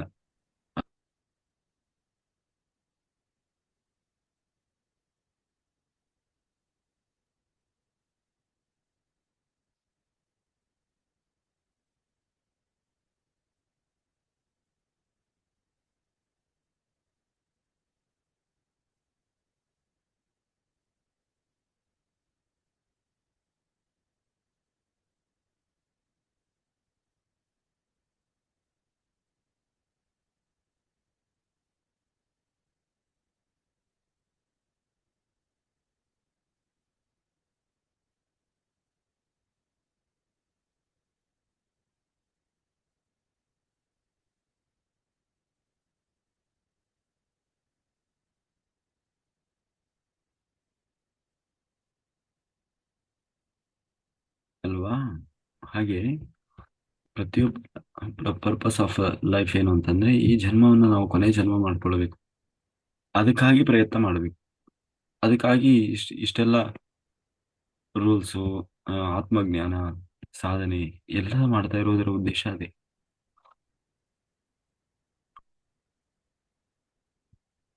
ಕರೆಕ್ಟಾ madam? Thank you. Okay sir, thank you sir, ಅರ್ಥ ಆಯ್ತು ಸರ್.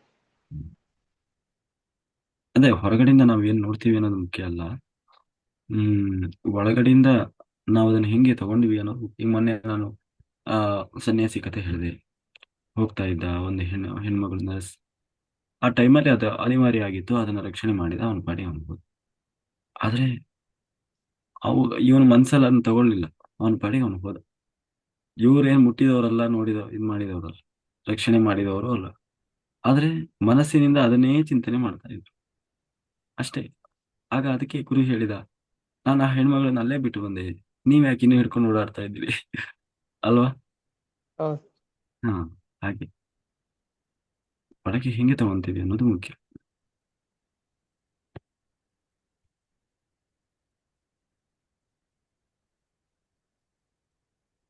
Thank you master.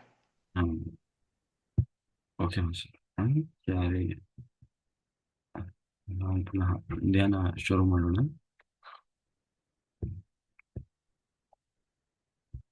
ಹಾಗಾಗಿ ಮನುಷ್ಯನಿಗೆ ಯಾವುದೂ ಈ ಭೂಮಿ ಮೇಲೆ ಶಾಶ್ವತ ಅಲ್ಲ. ಮಾನವೂ ಶಾಶ್ವತ ಅಲ್ಲ, ಸನ್ಮಾನವೂ ಶಾಶ್ವತ ಅಲ್ಲ, ಹೊಗಳಿಕೆಯೂ ಶಾಶ್ವತ ಅಲ್ಲ, ಆಯ್ತಾ? ಅಥವಾ ತೆಗಳಿಕೆಯೂ ಶಾಶ್ವತ ಅಲ್ಲ, ಅವಮಾನವೂ ಶಾಶ್ವತ ಅಲ್ಲ. ಎಲ್ಲವೂ ನಮಗೆ, ನಾವು ಅವನ್ನ ಹೇಗೆ ತಗೊಳ್ತೇವೆ, ನಾವು ಎಷ್ಟು ಬೆಳೆದಿದ್ದೇವೆ, ನಮ್ದೇನಿದೆ ಅನ್ನುವುದರ ಪರೀಕ್ಷೆಯ ಒಂದು ಹಂತ ಅದು. ಅದನ್ನ ಜ್ಞಾನಿಯಾದವನು ಅರ್ಥ ಮಾಡ್ಕೊಳ್ತಾನೆ. ಅರ್ಥ ಮಾಡ್ಕೊಳ್ಳಿಲ್ಲ ಅಂದ್ರೆ ಅದು ಮೂರ್ಖಾತ್ಮ ಅಂತ ಅರ್ಥ. ಆ ಆತ್ಮಕ್ಕೆ ಇನ್ನೂ ಸಮಯ ಬಂದಿಲ್ಲ, ಅದು ಇನ್ನೂ ಜನ್ಮಗಳನ್ನ ತಗೊಳ್ಳೋದಕ್ಕೆ ಬಾಕಿ ಇದೆ, ಇನ್ನೂ ಎಷ್ಟೋ ಜನ್ಮಗಳು ಕಳಿಬೇಕು ಅದಕ್ಕೆ. ಯಾಕೆಂದ್ರೆ ಇದು ಅರ್ಥ ಆಗೋಲ್ಲ. ಅದು ತನ್ನದೇ ದಾರಿಯಲ್ಲಿರ್ತದೆ, ತನ್ನದೇ ವಾದದಲ್ಲಿರ್ತದೆ. ಅದಕ್ಕೆ ಆತ್ಮಗಳಲ್ಲಿ ಬಹಳ ಇದೆ.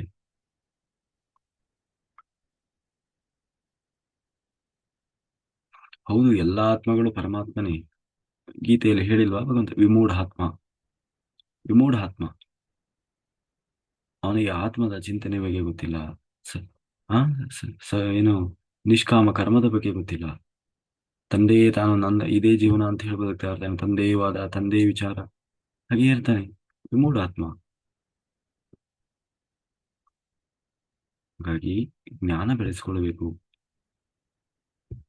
ಜ್ಞಾನ ಬೆಳೆಸ್ಕೊಳ್ಬೇಕು. ಪಂಡಿತನಿಗೂ ಆತ್ಮಜ್ಞಾನಿಗೂ ಬಹಳ ವ್ಯತ್ಯಾಸ ಇದೆ. ಪುಸ್ತಕ ಓದಿ ಅರ್ಥ ಮಾಡ್ಕೊಳ್ಳೋದು ಬೇಡ. ಇದೇ ಭಗವದ್ಗೀತೆ ಬೇರೆ ಅರ್ಥನೂ ಕೊಡ್ತದೆ. ಇದೇ ಭಗವದ್ಗೀತೆ ಬೇರೆ ಅರ್ಥನೂ ಕೊಡ್ತದೆ. 10 ಜನರಿಗೆ 10 ರೀತಿಯ ಅರ್ಥ ಕೊಡ್ತದೆ. ಅವನಿಗೆ ಆ ಆತ್ಮ ಯಾವ ಸ್ಥಿತಿಯಲ್ಲಿದೆಯೋ ಆ ಸ್ಥಿತಿಯಲ್ಲಿ ಅರ್ಥ ಕೊಡ್ತದೆ ಅದು. ಆದ್ರೆ ಕೃಷ್ಣ ಯೋಗೀಶ್ವರ. ಯೋಗೀಶ್ವರರಿಗೆ ಮಾತ್ರ ಯೋಗೀಶ್ವರನ ನಿಜವಾಗ್ಲೂ ಅವನು ಏನ್ ಹೇಳಕ್ ಹೊರಟಿದ್ದಾನೆ ಅನ್ನೋದು ಅರ್ಥ ಆಗ್ತದೆ. ಬೇರೆಯವರಿಗೆ ಬೇರೆ ರೀತಿಯಲ್ಲಿ ಅರ್ಥ ಆಗ್ತದೆ ಅಲ್ವಾ? ಸರ್ವಧರ್ಮ ಪರಿತ್ಯಜ್ಯ ಮಾಮೇಕಂ ಶರಣಂ ವ್ರಜ. ಎಷ್ಟು ಇದೆ ನೋಡಿ. ಸರ್ವಧರ್ಮ, ಎಲ್ಲಾ ಧರ್ಮಗಳನ್ನ ಬಿಡು, ನಿನ್ನ ಧರ್ಮವನ್ನ ನೀನು ಹಿಡ್ಕೊ. ನೋಡಿ, ಇದನ್ನ ಒಬ್ಬ ಹೇಳ್ಕೊಳ್ತಾನೆ. ಏನು ನೋಡಿದ್ರ, ಕೃಷ್ಣನೇ ಹೇಳಿದ್ದಾನೆ, ಹಿಂದೂ ಧರ್ಮಕ್ಕಿಂತ ಶ್ರೇಷ್ಠವಾದ ಧರ್ಮವಿಲ್ಲ, ಎಲ್ಲಾ ಧರ್ಮನ ಬಿಡು. ಯಾರು ತಿಳ್ಕೊಳ್ತಾನೆ? ಯಾರು ತಿಳ್ಕೊಳ್ತಾನೆ? ಮತ ಅಂತ ತಿಳ್ಕೊಳ್ತಾನೆ. ಅಂದ್ರೆ ಧರ್ಮ ಅಂದ್ರೆ ಯಾವ ಧರ್ಮದ ಬಗ್ಗೆ ಹೇಳ್ತಾನೆ? ಯೋಗೀಶ್ವರ ಇದ್ದ, ಅವನಿದ್ದಾಗ ಧರ್ಮ ಸೃಷ್ಟಿ ಮಾಡಿದ್ನ ಕೃಷ್ಣ? ಆ ಧರ್ಮ ಈ ಧರ್ಮ ಅಂತ. ಸರ್ವಧರ್ಮ, ನಿನ್ನ ಧರ್ಮದ ಬಗ್ಗೆ ಹೇಳ್ತಾ ಇರೋದು. ನಿನ್ನ ಧರ್ಮ, ಪ್ರತಿಯೊಬ್ಬ ಮನುಷ್ಯನಿಗೂ ಅವನಿಗೆ ಒಂದು ಧರ್ಮ ಇದೆ. ಶರೀರ ಧರ್ಮ, ಕುಟುಂಬ ಧರ್ಮ, ಸಂಘ ಧರ್ಮ, ಮತ್ತೆ ಆತ್ಮ ಧರ್ಮ. ಸರ್ವಧರ್ಮ ಪರಿತ್ಯಜ್ಯಂ ಅಂದ್ರೆ ಪೂರ್ತಿ ಬಿಡು ಅಂತ ಹೇಳಿಲ್ಲ. ಪರಿತ್ಯಜ್ಯಂ, ಸ್ವಲ್ಪನಾದ್ರೂ ಬಿಡು, ಅದರಲ್ಲೇ ಮುಳುಗಿ ಹೋಗ್ಬಿಡ. ಪೂರ್ತಿ ಬಿಡು ಅಂತ ಹೇಳಿಲ್ಲ. ತ್ಯಾಜ್ಯಂ ಅಂತ ಹೇಳಿಲ್ಲ, ತ್ಯಜ್ಯಂ ಅಂತ ಹೇಳಿಲ್ಲ, ಪರಿತ್ಯಜ್ಯಂ, ಸ್ವಲ್ಪ ಬಿಡು. ಅದ್ರಲ್ಲೇ ಯಾಕೆ ಒದ್ದಾಡ್ತಾ ಇದ್ದಿ? ಕುಟುಂಬ ಬಿಟ್ಟು ಹೋಗಿ ಹಿಮಾಲಯ ಸೇರ್ಕೊ ಅಂತ ಹೇಳಿಲ್ಲ. ಗಂಡನ್ ಬಿಟ್ಟು ಹೋಗೋ, ಹೆಂಡತಿ ಬಿಟ್ಟು ಹೋಗೋ ಅಂತ ಹೇಳಿಲ್ಲ. ಪರಿತ್ಯಜ್ಯಂ, ಅದರಲ್ಲೇ ಮುಳುಗಿ ಹೋಗ್ಬಿಡ. ಬಿಡು, ಸ್ವಲ್ಪ ಬಿಟ್ಟು ಮಾಮೇಕಂ ಶರಣಂ ವ್ರಜ, ಮಾ ಯಾರು ಮಾ ಆತ್ಮ. ಆ ಆತ್ಮಕ್ಕೆ ಶರಣ ಹೊಂದು, ಆತ್ಮದ ಉನ್ನತಿಗಾಗಿ ಅಂತ ಹೇಳಿ ಪ್ರಯತ್ನ ಮಾಡು. ಹ್ಮ್. ಹ್ಮ್.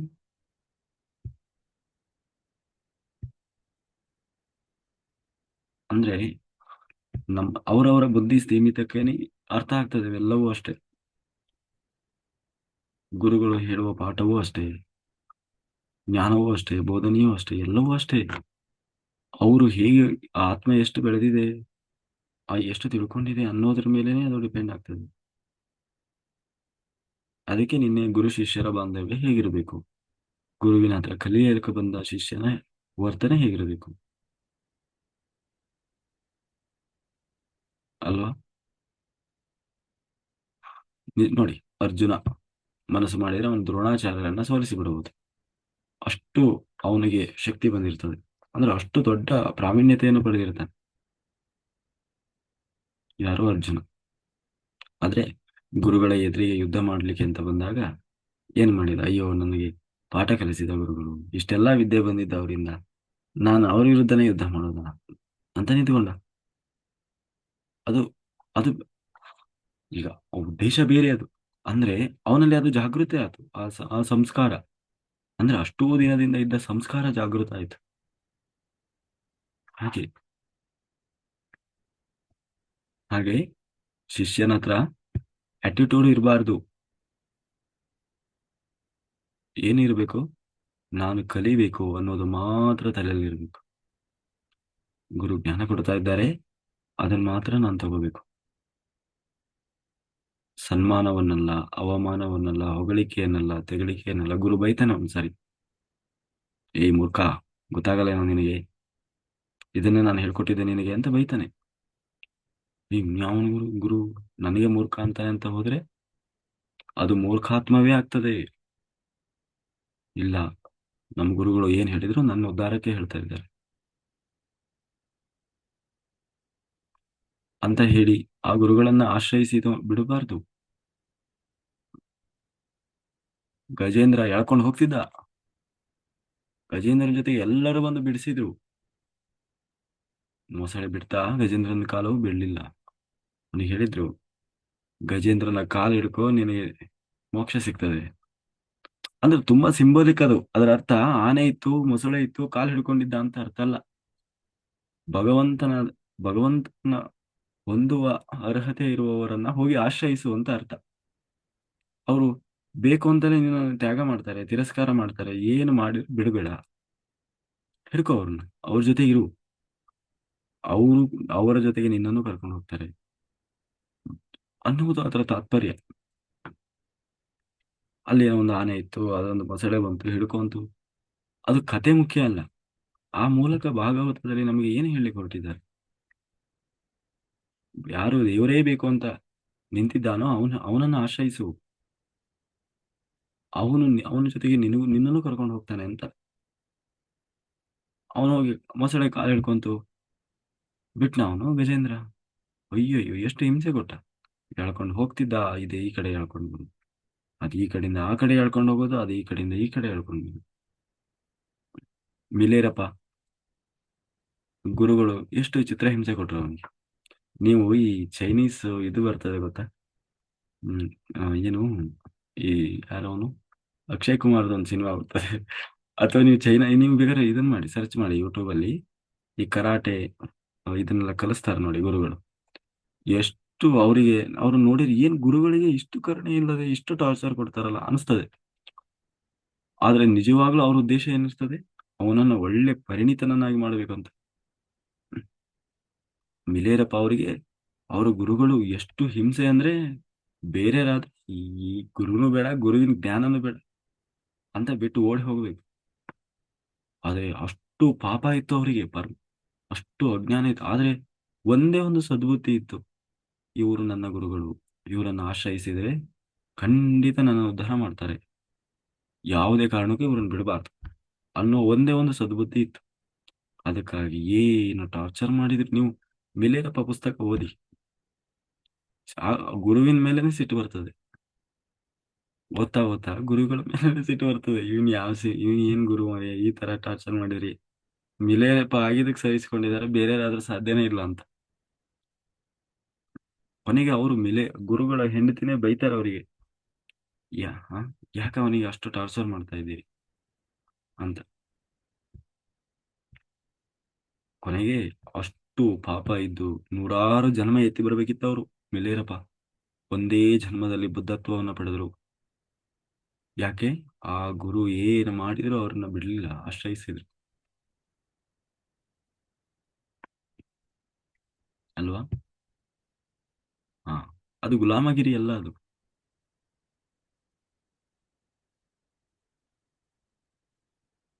ಈ ತಂದೆ ತಾಯಿಗೆ ಮಕ್ಕಳು ಅವರ ಮಾತು ಕೇಳ್ಕೊಂಡಿರೋದು ಅದು ಗುಲಾಮಗಿರಿ ಅಲ್ಲ. ಅಂದ್ರೆ ಅವರ ಉದ್ದೇಶ ಏನಿರ್ತದೆ, ಇವರು ಉದ್ಧಾರ ಆಗಬೇಕು ಅನ್ನೋದು ಅಷ್ಟೇ ಅಲ್ವಾ? ಅದು ಬಿಟ್ಟು ತಂದೆ ತಾನು ಮಾಡ್ಕೊಂಡು ಹೋದ್ರೆ ಮತ್ತೆ ಮೂರ್ಖಾತ್ಮನೆ ಅದು. ಯಾರಾದ್ರೂ ಅಷ್ಟೇ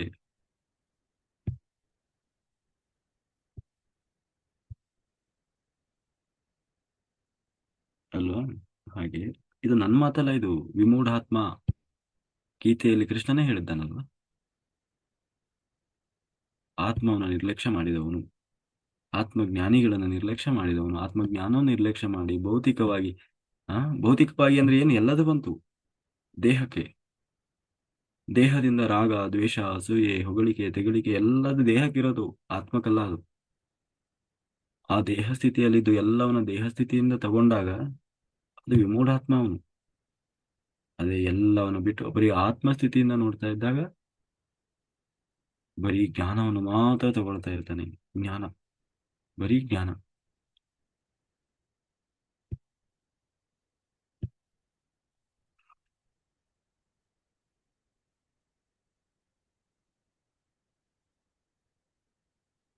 ಎಷ್ಟು ಗಂಟೆ ಆಯ್ತಪ್ಪ? 11:44 ಆಯ್ತು. ಕರೆಂಟು ಹೋಗಿದೆ. ಯಾರಾದ್ರೂ ಇವತ್ತು ಏನ್ ತಿಳ್ಕೊಂಡ್ರೆ ಯಾರಾದ್ರೂ ಹೇಳಿ. ಇಷ್ಟು ದಿನದ ತರಗತಿಯಲ್ಲಿ ಏನ್ ತಿಳ್ಕೊಂಡ್ರಿ? ಯಾರು ಹೇಳ್ತೀರಿ? ಚಂಪಾ ಮೇಡಮ್ ಹೇಳ್ತಾರೆ, ಹೇಳಿ ಮೇಡಮ್. ನೀವು ಇಷ್ಟು ದಿನದಿಂದ ಕ್ಲಾಸಿಗೆ ಜಾಯಿನ್ ಆಗ್ತೀರಲ್ವಾ, ಸಮ್ಮರೈಸ್ ಮಾಡಿ ಹೇಳಿ. ಏನು ನಿಮ್ಮಲ್ಲಿ ಪರಿವರ್ತನೆ ಆಗಿದೆ, ಏನ್ ತಿಳ್ಕೊಂಡಿದ್ದೀರಿ? ಅನ್ಮ್ಯೂಟ್ ಮಾಡಿ.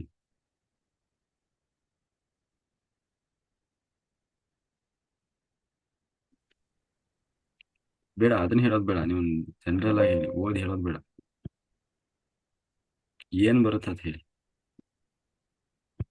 ಸರಿ. ಎಲ್ಲರಿಗೂ ಆತ್ಮ ಬಂಧುಗಳಿಗೆ ನಮಸ್ಕಾರಗಳು. ಆನೆಸ್ಟ್ ಆಗಿ ಹೇಳ್ಬೇಕು, ಸುಮ್ನೆ ಇಲ್ಲಿ ಅಂದ್ರೆ ಮೆಚ್ಚಿಸಕ್ಕಂತೆಲ್ಲ ಹೇಳ್ಬಾರ್ದು. ಪರವಾಗಿಲ್ಲ. ಇಲ್ಲ ಸರ್, ನನ್ನಲ್ಲಿ ಚೇಂಜಸ್ ಆಗಿದೆ ಈಗ. ನಿಮ್ಮ ಕ್ಲಾಸಿಗೆ ಸೇರಿದ ಮೇಲೆ ಏನೇ ಬಂದ್ರು ಸಹಿಸ್ಕೊಳ್ಳೋಷ್ಟು ಅಂದ್ರೆ ಸಹಿಸ್ಕೋಬೇಕು, ಏನು ಯಾವ್ದಕ್ಕೂ ಬೇಗ ರಿಯಾಕ್ಟ್ ಆಗ್ಬಾರ್ದು ಅಂತ ಅನ್ಕೋತಾ ಇದ್ದೀನಿ. ಆಗಲ್ಲ, ಜೊತೆಗೆ ರಿಯಾಕ್ಟ್ ಆಗ್ತಿಲ್ಲ, ಎಲ್ಲ ಕಾಮಾಗೆ ತಗೋತೀನಿ ಎಲ್ಲಾನು. ಆ ತರ ಒಂದು ಚೇಂಜಸ್ ಆಗಿದೆ. ಮತ್ತೆ ಪುಸ್ತಕಗಳನ್ನು ಓದಕ್ ಶುರು ಮಾಡಿದ್ದೀನಲ್ಲ, ಅದ್ರಲ್ಲೂ ಜ್ಞಾನಗಳು ತಗೋತಾ ಇದ್ದೀನಿ. ಎಲ್ಲ ಬುಕ್ಸ್ ಅಂದ್ರೆ ಈ ಧ್ಯಾನ ಎಂದರೇನು ಅಂತ ಫಸ್ಟ್ ಬುಕ್ ಓದ್ತಾ ಇದ್ದೀನಿ ನಾನು ಇವಾಗ. ಅದ್ರ ಬಗ್ಗೆ ಓದ್ಕೋತಾ ಇದ್ದೀನಿ. ಮತ್ತೆ ಈಗೆಲ್ಲ ನನ್ನ ಫ್ರೆಂಡ್ಸ್ ಎಲ್ಲಾರ್ಗು ನನ್ಗೆ ಆಗಿರೋ ಅನುಭವಗಳನ್ನ ಹೇಳಿ ಅವ್ರನ್ನು ಎಲ್ಲ ಜಾಯಿನ್ ಮಾಡಿಸ್ತಾ ಇದ್ದೀನಿ. ಟೋಟಲ್ ಆಗಿ ನನ್ನಲ್ಲಿ ಬದಲಾವಣೆ ಅಂತೂ ಆಗಿದೆ ಸರ್. Very good. ಆದ್ರೆ ನನ್ಗೂ ಗೊತ್ತಾಗ್ತಿದೆ, ಬೇರೆಯವರು ನಾನು ಮಾತಾಡೋ ರೀತಿ ನೋಡಿ ಚೇಂಜ್ ಆಗಿದೆ ಅಂತ ಹೇಳಿದ್ದು ಉಂಟು. 2 months ಆಯ್ತು ಸರ್ ನಾನೀಗ ಜಾಯಿನ್ ಆಗಿ ಇದಕ್ಕೆ ಗ್ರೂಪಿಗೆ. ಚೇಂಜಸ್ ಆಗಿದೆ ಸರ್ ನನ್ನಲ್ಲಿ. ಅಂದ್ರೆ ಏನು ಜ್ಞಾನದಲ್ಲಿ ಏನ್ ತಿಳ್ಕೊಂಡ್ರಿ? ಜ್ಞಾನದಲ್ಲಿ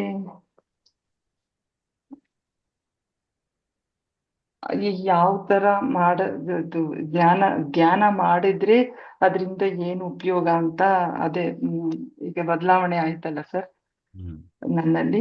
ಆ ಧ್ಯಾನ ಮಾಡಿದ್ರಿಂದ ನಿಮ್ಮ ಜ್ಞಾನನ ನಾನು ತಿಳ್ಕೊಂಡಿದ್ರಿಂದ ಈ ಬದಲಾವಣೆ ಆಯ್ತು ಅಂತ ಗೊತ್ತಾಯ್ತು ಸರ್. Very good. ನೋಡೋಣ ಯಾರ್ಯಾರಲ್ಲಿ ಏನೇನು ಚೇಂಜಸ್ ಆಗಿದೆ. Thank you madam, thank you. Thank you sir. ಮತ್ತೆ ಯಾರ ಎಕ್ಸ್ಪೆಕ್ಟೇಷನ್ ಇದೆಯಾ ಏನಾಗ್ಬೋದು ಅಂತ?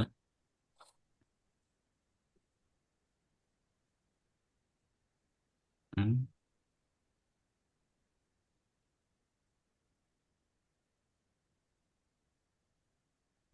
ವಾಣಿ ಮಾಸ್ಟರ್ ಮಾತಾಡಿ. ನಮಸ್ತೆ ಸರ್. ನಮಸ್ತೆ ಮೇಡಮ್. ಆ, ನಾನು ಏನ್ ಬರ್ಕೊಂಡಿಲ್ಲ ಸರ್. ಬೇಡ ಬರ್ಕೊಳ್ಳೋದು ಬೇಡ, ನೋಡಿ ಕ್ಲಾಸಿಗೆ ಜಾಯಿನ್ ಆಗ್ತೀರಲ್ವಾ. ಹ್ಮ್. ನೀವು ಯಾವಾಗ್ಲೂ ಹೇಳ್ತಾ ಇರ್ತೀರಿ ನಿಷ್ಕಾಮ ಕರ್ಮ ಮಾಡ್ಬೇಕು, ಹ್ಮ್ ಸಕಾಮ ಕರ್ಮ ಮಾಡಬಾರ್ದು ಅಂತ. ಹ್ಮ್ ಆಮೇಲೆ ಇವತ್ತಿನ ಕ್ಲಾಸಲ್ಲಿ ಕೃಷ್ಣ ಹೇಳಿದ್ದು ಜ್ಞಾನಿಗಳು ಯೋಗೇಶ್ವರರು ಅವರಿಗೆ ಕರ್ಮದ ಬಂಧನ ಇರುವುದಿಲ್ಲ, ಹಾಗಾಗಿ ಅವರಿಗೆ ಯಾವುದೇ ಕರ್ಮ ಮಾಡ್ಬೇಕಾಗಿಲ್ಲ. ಆದ್ರೂ ಅವರು ಕರ್ಮ ಮಾಡ್ತಾರೆ, ಯಾಕೆಂದ್ರೆ ಅವರನ್ನ ಫಾಲೋ ಮಾಡುವವರು, ಅವರನ್ನ ಅನುಸರಿಸುವವರು ತುಂಬಾ ಜನ ಇರ್ತಾರೆ. ಹಾಗಾಗಿ ಅವರು ಏನು ತಪ್ಪು ಮಾಡಿದ್ರು ಮನುಷ್ಯರು ಅದನ್ನೇ ಬೇರೆ ಆ ಮನುಷ್ಯರು ಅವರನ್ನ ಅದೇ ಮಾರ್ಗದಲ್ಲಿ ಅವರು ಕೂಡ ಮನುಷ್ಯರು ಅನುಸರಿಸ್ತಾರೆ ಅವರನ್ನ. ಒಳ್ಳೇದು ಮಾಡಿದ್ರು ಅವರು ಒಳ್ಳೆಯ ಕರ್ಮ ಮಾಡಿದ್ರು ಅನುಸರಿಸ್ತಾರೆ, ಕೆಟ್ಟ ಕರ್ಮ ಮಾಡಿದ್ರು ಅನುಕರಿಸ್ತಾರೆ ಅಂತ. ಹಾಗಾಗಿ ಅವರಿಗೆ ಯೋಗೇಶ್ವರರಿಗೆಲ್ಲ ಕರ್ಮ ಮಾಡ್ಬೇಕಾದ ಅಗತ್ಯ ಇಲ್ಲದಿದ್ರು ಅವ್ರು ಮಾಡ್ತಾರೆ ಅಂತ. ಹ್ಮ್ ಆಮೇಲೆ ಗುರು ಶಿಷ್ಯರ ಸಂಬಂಧ ಬಗ್ಗೆ ಹೇಳ್ತಾ ಇದ್ರಿ. ಹ್ಮ್ ಆಮೇಲೆ ಪಂಚತತ್ವಗಳು ಯಾವಾಗ್ಲೂ ಹೇಳ್ತಾ ಇರ್ತೀರಿ. ದೇಹ, ಮನಸ್ಸು, ಬುದ್ಧಿ ಮತ್ತೆ ಆತ್ಮಕ್ಕೆ ಮೋಕ್ಷ ಪ್ರಾಪ್ತಿಗಾಗಿ ಏನೆಲ್ಲ ಮಾಡ್ಬೇಕು. ಮನಸ್ಸಿಗೆ ದೇಹಕ್ಕೆ ಒಳ್ಳೆ ಆಹಾರ, ಸಾತ್ವಿಕ ಶುದ್ಧ ಆಹಾರ. ಆಮೇಲೆ ಮನಸ್ಸಿಗೆ ಒಳ್ಳೆ ಸತ್ಸಂಗ, ಸಜ್ಜನರ ಸಂಘ. ಬುದ್ಧಿಗೆ ಸ್ವಾಧ್ಯಾಯ. ಆಮೇಲೆ ಆತ್ಮಕ್ಕೆ ಧ್ಯಾನ, ಮೋಕ್ಷ ಪ್ರಾಪ್ತಿಗೆ ಧ್ಯಾನದ ಅನುಭವ. ಮತ್ತೆ ಇದನ್ನ ಜ್ಞಾನವನ್ನ ಹಂಚಬೇಕು ಎಲ್ರಿಗೆ ಅಂತ.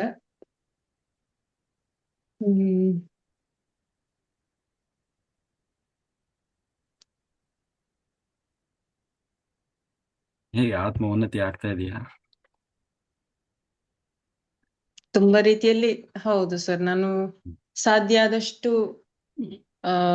ಅಳವಡಿಸ್ಲಿಕ್ಕೆ ಏನು ನಾನು ಕೇಳ್ತಾ ಇರ್ತೇನೆ, ಓದ್ತಾ ಇರ್ತೇನೆ, ಅದನ್ನ ಸಾಧ್ಯ ಆದಷ್ಟು ಮಟ್ಟಿಗೆ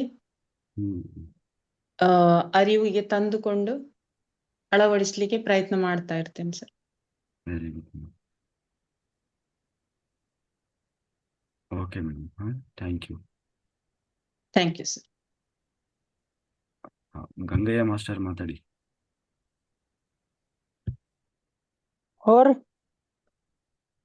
ನಮಸ್ತೆ ಗಂಗಯ್ಯ ಗುರುಗಳೇ. ಹೇಗಿದೆ ನಿಮ್ಮಲ್ಲಿ ಪರಿವರ್ತನೆ, ಸಾಧನೆ ಹೇಗೆ ನಡೀತಾ ಇದೆ? ಬೆಳತನಕ ಮಾಡ್ತೇನ್ರಿ, ಹಾ ಮತ್ತ ನಾ ಖಾಲಿನ ಇರ್ತೇನ್ರಿ. ಹಾ ಹಾ ಅದೇ ಈಗ ನೀವು ಅದಕ್ಕೆ ಅಂತಾನೆ ನಿಂತಿರೋರಲ್ವಾ? ಹ್ಞೂನ್ರಿ, ಹೆಂಗೆ ಅದನ್ನ ನಿಮ್ಮಲ್ಲಿ ಮಾಡ್ತೇನ್ರಿ. ಏನು ಪರಿವರ್ತನೆ ಆಗಿದೆ, ಜ್ಞಾನ ಏನ್ ಪರಿವರ್ತನೆ ಆಗಿದೆ ಹೇಳಿ. ನಮಗ ಆತ್ಮನ ನಾವು ಅಂತ ಅರ್ಥ ಆಗೈತ್ರಿ. Very good. ಆ ನಂತರ ಈ ಪಂಚ ವಿಶಂತಿ ತತ್ವ ಶರೀರ ಆಗೈತಿ ಅಂತ ಅದನ್ನು ಅರ್ಥ ಆಗೈತಿ. ಮತ್ತ 17 ತತ್ವದಿಂದ ಸೂಕ್ಷ್ಮ ಶರೀರ ಆಗೈತಿ ಅನ್ನೋದು ಅರ್ಥ ಆಗೈತಿ. Very good. ಒಟ್ಟ ನಮಗೆ ಇದಾಗೈತ್ರಿ. ಅಲ್ಲ ಇವತ್ತಿಂದ ಒಂದೇ ಬೇಡ, ಹ ಇಷ್ಟು ದಿವಸದಿಂದ ನೀವು ಕೇಳ್ತಾ ಇದ್ದೀರಲ್ಲ, ಹೇಳಿ ಎಲ್ಲ ಸೇರಿಸಿ. ಎಲ್ಲಾ ಸೇರಿಸಿ ನಮ್ಗೆ ಹೇಳಕ್ ಬರೋದಿಲ್ರಿ. ಅಲ್ಲ, ನಿಮ್ಮಲ್ಲಿ ಏನ್ ಚೇಂಜಸ್ ಆಗಿದೆ ಅಂತ ಹೇಳ್ಬೋದಲ್ಲ? ಚೇಂಜಸ್ ಭಾಳ ಆಗೈತ್ರಿ. ಹಾ, ಏನೇನ್ ಚೇಂಜಸ್ ಆಗಿದೆ? ಅದು ಜನರಿಗೆ ನಾವು ಅದಲ್ಲದು ಭಾಳ ಇದು ಮಾಡ್ತಾರ್ರಿ, ಅದ ಗೊತ್ತಾಕೈತ್ರಿ ಅಷ್ಟೇ. ಹಾ ಹಾ ಹಾ. ನಾವ್ ಜ್ಞಾನ ಎಲ್ಲಾರು ಹೋಗ್ತೀನಲ್ಲ. ಜ್ಞಾನ ನೀವು ಜ್ಞಾನ. ನಿನ್ನೆ ಕ್ಲಾಸ್ ತಗೊಂಡಿರಲಿಲ್ಲ? ಹಾ ಅವು ಯಾರೋ ಧಾರವಾಡದವ್ರು ಯಾರೋ ಬಂದಿರ್ರಿ, ಯಾವ್ದು ಆ ಕ್ಲಾಸ್ ಕೇಳಿದೇನ್ರಿ ನಾನು. ಹಾ ಹಾ ಹಾ. ಅದಕ್ಕೆ ಜಾಯಿನ್ ಆಗೀನ್ರಿ. ಇವತ್ತು ಜಾಯಿನ್ ಆಗಕ್ಕೆ ಆಗಲಿಲ್ಲ, ನಾ ಬೇರೆ ಊರಿಗೆ ಹೋಗೀನ್ರಿ. ಹಾ. ಈಗ ಗಾಡಿಯಾಗ ಈಗ ಬಂದನ್ರಿ, ಈಗ ಬಂದನ್ರಿ. ಹ್ಮ್.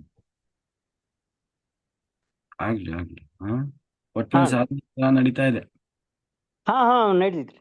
ಹಾ, ತೃಪ್ತಿ ಇದೆ. ಹಾ ರೀ. Very good. ಹಾ, ಹೊರಡ ಮಾಸ್ಟರ್ ಮಾತಾಡಿ. ನಮಸ್ಕಾರ ಸರ್. ಹಾ, ನಮಸ್ತೆ ಮೇಡಮ್. ನಾನು ಈ ಕ್ಲಾಸಿಗೆ ಬಂದ್ಮೇಲೆ ಮೇನ್ ಆಗಿ ತಿಳ್ಕೊಂಡಿದ್ದು, ನಾನು ದೇಹ ಅಲ್ಲ ಆತ್ಮ ಅಂತ ಹ್ಮ್ ಮೊದಲು.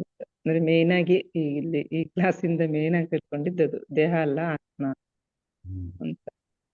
ಪರ್ಪಸ್ ಆಫ್ ಲೈಫ್ ಇವತ್ತು ಹೇಳಿದ್ರೆ, ಪರ್ಪಸ್ ಆಫ್ ಲೈಫ್ ಈಸ್ ಪ್ರತಿಯೊಂದು ಆತ್ಮನು ಮೋಕ್ಷ ಹೊಂದೋದಕ್ಕೆ ಹುಟ್ಟು ಬಂದಿರೋದು ಅಂತ. ಈಗ ಗೊತ್ತಾದ್ಮೇಲೆ ಏನ್ ಮಾಡಿದ್ರಿ ಹೇಳಿ? ಗೊತ್ತಾದ್ಮೇಲೆ ಮನುಷ್ಯ ಇದು ಕರ್ಮಯೋಗಿ. ಕರ್ಮಯೋಗಿ ಅಂದ್ರೆ ಯಾವ ಕರ್ಮ ಮಾಡ್ಬೇಕು ಅಂದ್ರೆ ಸಕಾಮ ಕರ್ಮ ಮಾಡ್ಬೇಕು. ಸಾರಿ ಸಕಾಮನ? ಸಾರಿ ಸಾರಿ ಸಾರಿ ಸರಿ, ಸಕಾಮ ಕರ್ಮ ಅಲ್ಲ, ನಿಷ್ಕಾಮ ಕರ್ಮ ಮಾಡ್ಬೇಕು. ಯಾವುದೇ ಉದ್ದೇಶ ಇಟ್ಕೊಂಡು ಸಾಧನೆ ಮಾಡಬಾರ್ದು. ಯಾಕೆ ಮಾಡಬಾರ್ದು? ಯಾಕೆ ಮಾಡಬಾರ್ದು? ಸಕಾಮ ಕರ್ಮ ಅದು ಸಾರಿ ಸಕಾಮ ಕರ್ಮ ಇಟ್ಕೊಂಡ್ರೆ ಅದು ಅಂದ್ರೆ ಸರಿ ಇಲ್ಲ, ಅದು ಸಕಾಮ ಕರ್ಮ. ಯಾಕಿಲ್ಲ?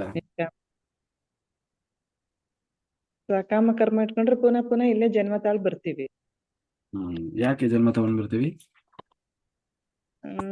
ಸಕಾಮ ಕರ್ಮ ಮಾಡಿದ್ರೆ ಅಂದ್ರೆ ನಮಗ್ ಬೇಕಿದ್ದನ್ ಕೇಳ್ತಾ ಇರ್ತೀವಿ, ಅದನ್ನ ಕೊಡ್ತಾ ಇರುತ್ತೆ, ಅದನ್ನ ಒಂದೇ ಆ ಪಾಪ ಪುಣ್ಯಗಳ ಸಕಾಮ ಕರ್ಮ ಮಾಡಿದಾಗ ಪಾಪ ಪುಣ್ಯಗಳ ಇದ್ರಲ್ಲಿ ಒಂದು ಬಂಧನದಲ್ಲಿ ಸಿಕ್ಕಾಕೊಂತೀವಿ. ಅವನ್ನ ಪುನಃ ನಾವು ಅಂದ್ರೆ ಅದನ್ನ ಕಳಿಯೋದಕ್ಕೆ, ಪಾಪ ಪುಣ್ಯಗಳನ್ನ ಕಳಿಯೋದಕ್ಕೆ ಪುನಃ ಪುನಃ ಜನ್ಮ ಎತ್ತಿ ಬರ್ತಾ ಇರ್ತೀವಿ. ಜನ್ಮಗಳು ಬರ್ತಾ ಇರ್ತವೆ, 100 ಜನ್ಮಗಳು. ಎಷ್ಟು ನಾವು ಎಲ್ಲಿವರೆಗೆ ಸಕಾಮ ಕರ್ಮ ಮಾಡ್ತಾ ಇರ್ತೀವೋ ಅಲ್ಲಿವರೆಗೆ ಜನ್ಮಗಳು, ಪಾಪ ಪುಣ್ಯಗಳ ಬಂಧನದಲ್ಲಿ ಒಳಪಡ್ತೀವಿ. ಅವುಗಳನ್ನ ತೀರ್ಸ್ಕೊಳ್ಳೋದಕ್ಕೆ ಅಂತ ಹುಟ್ಟಿ ಹುಟ್ಟಿ ಬರ್ತಾನೆ ಇರ್ತೀವಿ. ಹಂಗಾಗಿ ನಿಷ್ಕಾಮ ಕರ್ಮ ಮಾಡಿದಾಗ ನಾವು ಮುಕ್ತಿ ಹೊಂದಬಹುದು. ಮತ್ತೆ ಅದು ಯಾವ ಸಾಧನೆ ಮಾಡ್ಬೇಕು, ಯಾವ ತರ ಸಾಧನೆ ಅಂದ್ರೆ ತೀವ್ರತರನಾದ ಸಾಧನೆ ಮಾಡ್ಬೇಕು. 5 ಫಿಂಗರ್ ಕಾನ್ಸೆಪ್ಟ್ ಹೇಳಿದ್ರಲ್ಲ, ಆ ರೀತಿ ನಾವು ಸಾಧನೆ ಮಾಡ್ಬೇಕಾಗತ್ತೆ. ಮತ್ತೆ ಮನುಷ್ಯನ್ಗೆ ಮೇನ್ ಆಗಿ 4 ಧರ್ಮಗಳಿರ್ತವೆ. ಅದೇ ಒಂದು ಶರೀರ ಧರ್ಮ, ಕುಟುಂಬ ಧರ್ಮ, ಇನ್ನೊಂದು ಸಂಘ ಧರ್ಮ, ಆತ್ಮಧರ್ಮ ಅಂತ. ಆತ್ಮಧರ್ಮಕ್ಕೋಸ್ಕರನೇ ಹೋರಾಡ್ಬೇಕು ನಾವು. ಆತ್ಮಧರ್ಮಕ್ಕೆ ಹೋರಾಡಿದಾಗ ನಾವು ಮುಕ್ತಿ ಹೊಂದಬಹುದು. ಒಂದಿಷ್ಟು ಮೇನ್ ಹೇಳ್ಬೇಕು ಅಂದ್ರೆ ಇಷ್ಟು. ತುಂಬಾ ಇದೆ. ಅದೇ ಸದ್ಗುರುವಿನ ದಾರಿಯಲ್ಲಿ ಹೋದಾಗ ನಮ್ಗೆ ಸಾಧನೆ ಈಸಿ ಆಗುತ್ತೆ, ಅವರ ಮಾರ್ಗದರ್ಶನದಲ್ಲಿ ಹೋದಾಗ. ಈಗ ನಮ್ಗೆ ಏನು ಗೊತ್ತಿರಲ್ಲ, ಇದ್ರ ಬಗ್ಗೆ ತಿಳುವಳಿಕೆ ಇರ್ಲಿಲ್ಲ. ಈಗ ಗುರುವಿನ ಇದ್ರಲ್ಲಿ ನಮ್ಗೆ ಎಲ್ಲ ತಿಳ್ಕೊಂಡಂಗೆ ಆಯ್ತು. ಈಗ ತಿಳ್ಕೊಂಡಾಗ ನಮ್ಗೆ ಸಾಧನೆ ಈಸಿ ಆಯ್ತು. ಇದು ಈಗ ನಮ್ಗೆ ತಿಳಿದೇನೆ ಇದ್ದಾಗ ಸಾಧನೆ ಅನ್ನೋದೇ ಅಂದ್ರೆ ಏನು ಅದ್ರ ಬಗ್ಗೆ ಗೊತ್ತೇ ಇದ್ದಾಗ ನಾವು ಹೆಂಗೆ ನಾವು ಮೋಕ್ಷ ಹೊಂದೋದಕ್ಕೆ ಸಾಧ್ಯ ಆಗಿರ್ಲಿಲ್ಲ. ಪುನಃ ಪುನಃ ಇದ್ರಲ್ಲೇ ಸಿಕ್ಕಾಕೊಳ್ತಿದ್ವಿ. ಬಂಧನದಲ್ಲೇ ಸಿಕ್ಕಾಕೊಂಡು ಪುನಃ ಜನ್ಮ ಎತ್ತು ಬರೋದು, ಇದ್ರಲ್ಲೇ ಅವೇ ಆಗ್ತಿತ್ತು. ಪುನರಪಿ ಮರಣಂ, ಪುನರಪಿ ಜನನಂ, ಪುನರಪಿ ಮರಣಂ ಅಂತ. ಈಗ ಅದರಿಂದ ಮುಕ್ತಿ ಹೊಂದಿ ಮೋಕ್ಷ ಹೊಂದ್ಬೋದು ಅಂತ ಗೊತ್ತಾಯ್ತು ಸರ್. ಯಾಕೆ ಸರ್ ನಗ್ತೆ? ಏನು ಸರ್? ಅಲ್ಲ, ಮುಕ್ತಿ ಹೊಂದ್ಬಿಟ್ರ ಅಂದೆ. ಇನ್ನೂ ಇಲ್ಲ, ಈಗಲೇ ಅಂದ್ರೆ ಮುಕ್ತಿಯ ದಾರಿಯಲ್ಲಿ ಇದೀವಿ, ಹತ್ರಕ್ ಬಂದಿದೀವಿ ಅಂತ ಅನಿಸ್ತಾ ಇದೆ. ಸರಿಯಾದ ಮಾರ್ಗದಲ್ಲಿದ್ದೀವಿ, ಹತ್ರಕ್ ಬಂದಿದೀವಿ ಅಂತ ಅನಿಸ್ತಾ ಇದೆ ನಂಗೆ. ಸರಿನಾ ಸರ್ ಹೇಳಿದ್ದು? ಕರೆಕ್ಟ್ ಇದೆ ಮೇಡಮ್. ಇನ್ನು ಸ್ವಲ್ಪ ಸೇವೆ ಜಾಸ್ತಿ ಮಾಡ್ಬೇಕಷ್ಟೆ. ಸೇವೆ. ಸೇವೆ ಅದೇ 5 ಫಿಂಗರ್ ಕಾನ್ಸೆಪ್ಟ್ ಅಲ್ಲೇ ಅಲ್ಲಿ ಸೇವೆ ಎಲ್ಲ ಬರುತ್ತಲ್ಲ, ಧ್ಯಾನ, ಜ್ಞಾನ, ಸೇವೆ, ಮಾಡ್ತಾ ಸಜ್ಜನ ಇದ್ದೀನಿ. ಸಾಂಗತ್ಯ, ಸ್ವಾಧ್ಯಾಯ ಎಲ್ಲ ಬರುತ್ತಲ್ಲ, ಎಲ್ಲಾನು ಮಾಡಿದಾಗ ಪರಿಪೂರ್ಣ ಆಗುತ್ತೆ. ಅವೆಲ್ಲ ಸೇರಿ ಪರಿಪೂರ್ಣ ಆದಾಗ ನಾವು ಸಾಧನೆ ದಾರಿನಲ್ಲಿ ಹೆಚ್ಚೆಚ್ಚು ಸಾಧನೆ ಆಗುತ್ತೆ. ಸಾಧನೆ ದಾರಿಯಲ್ಲಿ ಮುಂದೆ ಹೋಗ್ತಾ ಇರ್ತೀವಿ, ಗುರಿ ತಲುಪ್ತೀವಿ. ಗುರಿ ಅಂದ್ರೆ ಮೋಕ್ಷ ಸಾಧನೆ. ಓಕೆ, ಮತ್ತೆ ಯಾರು ಮಾತಾಡ್ತೀರಿ? ಇಂದ್ರ ಕುಮಾರ್ ಸರ್ ಮಾತಾಡಿ.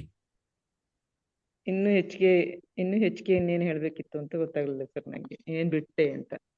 ಕ್ಲಾಸಿಗೆ ಬಂದ್ಮೇಲೆ ಇಷ್ಟು ಮೇನ್ ಆಗಿ ತಿಳ್ಕೊಂಡಿದ್ದು ನಾನು. ಏನ್ ಬಿಟ್ನೋ ಗೊತ್ತಿಲ್ಲ ನನಗೆ, ಇಷ್ಟು ಮೇನ್ ಆಗಿ ನನ್ಗೆ ಅರ್ಥ ಆಗಿರೋದು. ಅದು ನಿಮ್ಗೆ ಗೊತ್ತಾಗ್ತದಲ್ವಾ, ಮೊದಲು ಹೇಗಿತ್ತು ಈಗ ಹೇಗಿದೆ ಪರಿವರ್ತನೆ ನಿಮ್ಮಲ್ಲಿ? ಈಗ ನನ್ನಲ್ಲಿ ಆದ ಪರಿವರ್ತನೆನಾ ಅಂದ್ರೆ ನನಗೆ ಏನ್ ಜ್ಞಾನ ಹೊಂದಿದೆ, ಏನ್ ತಿಳುವಳಿಕೆ ಬಂತು ಅಂತ ಹೇಳ್ತೇನೆ ನಾನು. ಪರಿವರ್ತನೆ ಅಂದ್ರೆ ಈಗ ಅದೇ ನಾವು ಸಾಮಾನ್ಯ ಮನುಷ್ಯರ ರೀತಿನಲ್ಲಿ ಇರಬಾರ್ದು ಅಂದ್ರೆ ನನ್ಗೂ ಗೊತ್ತಾಗಿತ್ತು.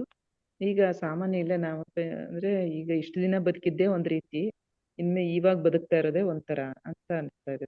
ಅಂದ್ರೆ ಬರೀ ಲೌಕಿಕದಲ್ಲಿ ಇದ್ವಿ ಇಷ್ಟು ದಿನ, ಲೌಕಿಕದಲ್ಲೇ ಇದ್ದೆ, ಇದೆ ಆಕ್ಚುಲಿ ಗೊತ್ತಿರ್ಲಿಲ್ಲ ಈ ತರ ತಿಳುವಳಿಕೆ, ಈ ಜ್ಞಾನ ಇರ್ಲಿಲ್ಲ. ಹಂಗಾಗಿ ಲೌಕಿಕದಲ್ಲೇ ಒದ್ದಾಡ್ತಾ ಇದ್ವಿ. ಇಲ್ಲಿಗೆ ಬಂದ ಮೇಲೆ ಇದೆಲ್ಲ ಅಸತ್ಯ, ತಾತ್ಕಾಲಿಕವಾದ್ದು ಅಂತ ಹೇಳಿ ಶಾಶ್ವತವಾದ್ದು ಅಂದ್ರೆ ಮೋಕ್ಷ ಸಾಧನೆ ಶಾಶ್ವತ ಅಂತ ಆ ದಿಸೆನಲ್ಲಿ ವರ್ಕೌಟ್ ಮಾಡ್ತಾ ಇರೋದು ಸರಿ. ಅಂದ್ರೆ ಧ್ಯಾನ ಜ್ಞಾನ ಇವು ಮಾಡ್ತಾ ಈಗ ಲೌಕಿಕದ ಕಡೆಗೆ ನಾವು ಸ್ಟಾರ್ಟಿಂಗ್ ಅಲ್ಲಿ ಬಲವಂತದಿಂದ ಈ ಕಡೆ ಮನ್ಸು ಮಾಡ್ಬೇಕಿತ್ತು. ಈಗ ತಾನೇ ಹೇಳ್ಕೊಂಡು ಹೋಗುತ್ತೆ, ಅದು ಆ ತರ ಆಗ್ತಾ ಇದೆ. ಅಂದ್ರೆ ಗ್ರಾಜುಯಲ್ ಆಗಿ ಹೋಗ್ತಾ ಹೋಗ್ತಾ ಅದು ಈ ಕಡೆಯಿಂದ ಈ ಕಡೆ ಶಿಫ್ಟ್ ಆಗುತ್ತಲ್ಲ, ಆ ತರ ಶಿಫ್ಟ್ ಆಗ್ತಾ ಇದೆ, ಆಗಿದೆ, ಇನ್ನೂ ಆಗ್ಬೇಕು, ಆಗ್ತಾ ಇದೆ. Thank you. ಸರ್, ನಿಮ್ಗೆ ಥ್ಯಾಂಕ್ಸ್ ಹೇಳ್ಬೇಕು.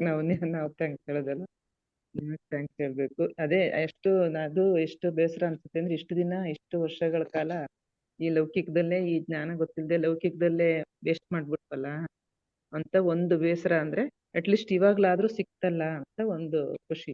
ಇವಾಗ್ಲಾದ್ರೂ ಸಿಕ್ತು, ಇನ್ನಾದ್ರೂ ಸಾಧನೆ ಮಾಡಿ ನಾವು ಮೋಕ್ಷ ಸಾಧನೆ ಮಾಡಬಹುದಾ. ಓಕೆ, ಲಕ್ಷ್ಮಿ ಮೇಡಮ್ ಮಾತಾಡಿ. Thank you sir. ನಮಸ್ತೆ ಸರ್. ನಮಸ್ತೆ ಮೇಡಮ್. ನಾನು ಈ ನಿಮ್ ಕ್ಲಾಸಿಗೆ ಜಾಯಿನ್ ಆದ್ಮೇಲೆ ಸರ್, ನಾನು ಮೊದ್ಲು ನಿದ್ದೆ ಅಂದ್ರೆ ಏನು, ಅದು ನಿದ್ದೆ ಅಂದ್ರೆ ಒಂದು ಮಾಯೆ ಅಂತ ತಿಳ್ಕೊಂಡೆ ಸರ್. ಮತ್ತೆ ನಾವೆಷ್ಟು ಧ್ಯಾನ ತಿಳ್ಕೊಂಡಿರ್ತೀವಿ ಸರ್, ಅದನ್ನ ಬೇರೆದವ್ರಿಗೆಲ್ಲ ಹಂಚಿದ್ರೆ ನಮ್ಗೆ ಅದು ಧ್ಯಾನ ಇನ್ನೂ ಹಂಚಿದಷ್ಟು ಹೆಚ್ಚಾಗುತ್ತೆ ಅಂತ ತಿಳ್ಕೊಂಡೆ ಸರ್. ಮತ್ತೆ ನಮ್ಮ ರಕ್ತ ಸಂಬಂಧಿಕರಲ್ಲ, ನಮ್ಗೆ ಯಾರು ಆತ್ಮ ಧ್ಯಾನವನ್ನ ಹೇಳ್ತಾರೋ ಅವರೇ ನಮ್ಮ ನಿಜವಾದ ಸಂಬಂಧಿಕರು ಅಂತ ತಿಳ್ಕೊಂಡೆ ಸರ್. ಮತ್ತೆ ನಾನು ದೇಹ ಅಲ್ಲ, ಮತ್ತೆ ನಾನು ಆತ್ಮ ಅನ್ನೋದನ್ನ ಸ್ಪಷ್ಟವಾಗಿ ತಿಳ್ಕೊಂಡೆ ಸರ್. ಮತ್ತೆ ತಿಳ್ಕೊಂಡಾದ್ಮೇಲೆ ಏನ್ ಪರಿವರ್ತನೆ ಆಗಿದೆ ನಿಮ್ಮಲ್ಲಿ ಲೈಫ್ ಸ್ಟೈಲ್? ಈಗ ಸರ್ ಸಿಟ್ಟು, ಕೋಪ ಮತ್ತೆ ದ್ವೇಷ ಇವೆಲ್ಲ ಕಡಿಮೆ ಆಗಿದಾವೆ ಸರ್. Very good.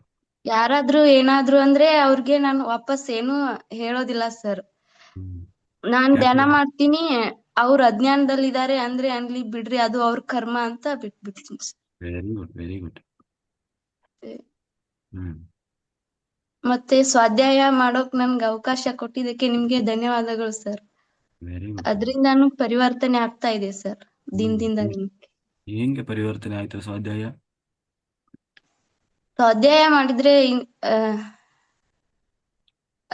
ಯಾವ ವಿಷಯ ಆದ್ರೂ ಸ್ವಲ್ಪ ಬೇಗ ಅರ್ಥ ಆಗುತ್ತೆ ಸರ್. ಕೇಳೋಕ್ಕಿಂತ ನಾವು ಓದ್ಕೊಂಡು ಹೋಗ್ತಾ ಇದ್ರೆ ಅದು ನಮ್ಗೆ ಅರ್ಥ ಆಗುತ್ತೆ ಸರ್. ಹೌದು. ಈಗ ನಿಮ್ಮನ್ನ ನೋಡಿ ಎಷ್ಟು ಜನ ಬದಲಾಗಿದ್ದಾರೆ? ನಿಮ್ಮ ಮನೆಯಲ್ಲಿ ಹೆಂಗೋ ಪರಿವರ್ತನೆ ಆಗಿದೆ? ಮುಂಚೆ ಎಲ್ಲ ನಮ್ಮಮ್ಮ ಎರಡು ಗಂಟೆ ಅಷ್ಟೇ ಧ್ಯಾನ ಮಾಡ್ತಿದ್ರು ಸರ್, ಮಲ್ಕೊಂಡ್ಬಿಡ್ತಿದ್ರು. ಈಗ ನಾನು ನಮ್ಮ ಅಣ್ಣ ಧ್ಯಾನ ಮಾಡ್ತೀವಲ್ಲ ಸರ್ ನೈಟ್ ಎಲ್ಲ, ಅವರು ಕೂಡ ಇವಾಗ ಒಂದ್ 4-5 ಗಂಟೆ ಮಾಡ್ತಾರೆ ಸರ್, ಮತ್ತೆ 1-2 ಗಂಟೆ ಮಲ್ಕೊಂಡ್ಬಿಡ್ತಾರೆ. ಅಷ್ಟಾದ್ರೂ ಮಾಡ್ತಿದ್ದಾರೆ ಸರ್ ಈಗ. ಚೆನ್ನಾಗ್ ಆಗ್ತಿದೆ sir. Thank you sir. Very good. ಯಾರು ಮಾತಾಡ್ತೀರಿ? ವಿಜಯ ಮೇಡಮ್ ಮಾತಾಡಿ. ಈಗ ನೀವು ಹೇಳಿ, ಎಕ್ಸ್ಪ್ರೆಸ್ ಹೋಗ್ಬೇಕೀಗ.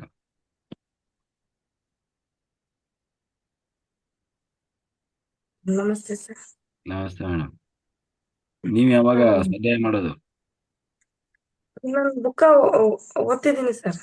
ಹಾ, ನಿಮ್ಮನ್ನ ಕೇಳ್ಬೇಕಂತ ಒಂದ್ ಯಾವ್ದಾದ್ರು ಒಳ್ಳೆ ಬುಕ್ ಅನ್ನು ಹೇಳಿ ಸರ್ ಅಂತ. ಎಲ್ಲವೂ ನಮ್ಗೆ ಒಳ್ಳೆ ಬುಕ್. ಒಳ್ಳೆ ಬುಕ್ ಅದ ಸರ್. ಎಲ್ಲ ಥ್ಯಾಂಕ್ ಯು ಸರ್. ಬಹಳ ಒಂದು ಒಳ್ಳೆ, ನಾನು ಇಷ್ಟ ದಿನ ಎಷ್ಟು ದುಡ್ಡನ್ನ ಅನಾವಶ್ಯಕವಾಗಿ ಖರ್ಚು ಮಾಡಿದ್ದೇನಲ್ಲ ಅನಿಸ್ತು ಸರ್ ಆ ಬುಕ್ ಎಲ್ಲ ನೋಡಿದ್ಮೇಲೆ.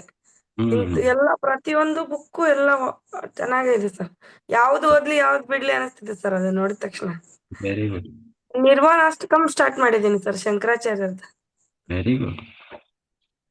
ಅದನ್ನ ಓದ್ತಿದ್ದೀನಿ ಸರ್. ಆದಷ್ಟು ಬೇಗ ಸ್ಟಾರ್ಟ್ ಮಾಡ್ತೀನಿ ಸರ್.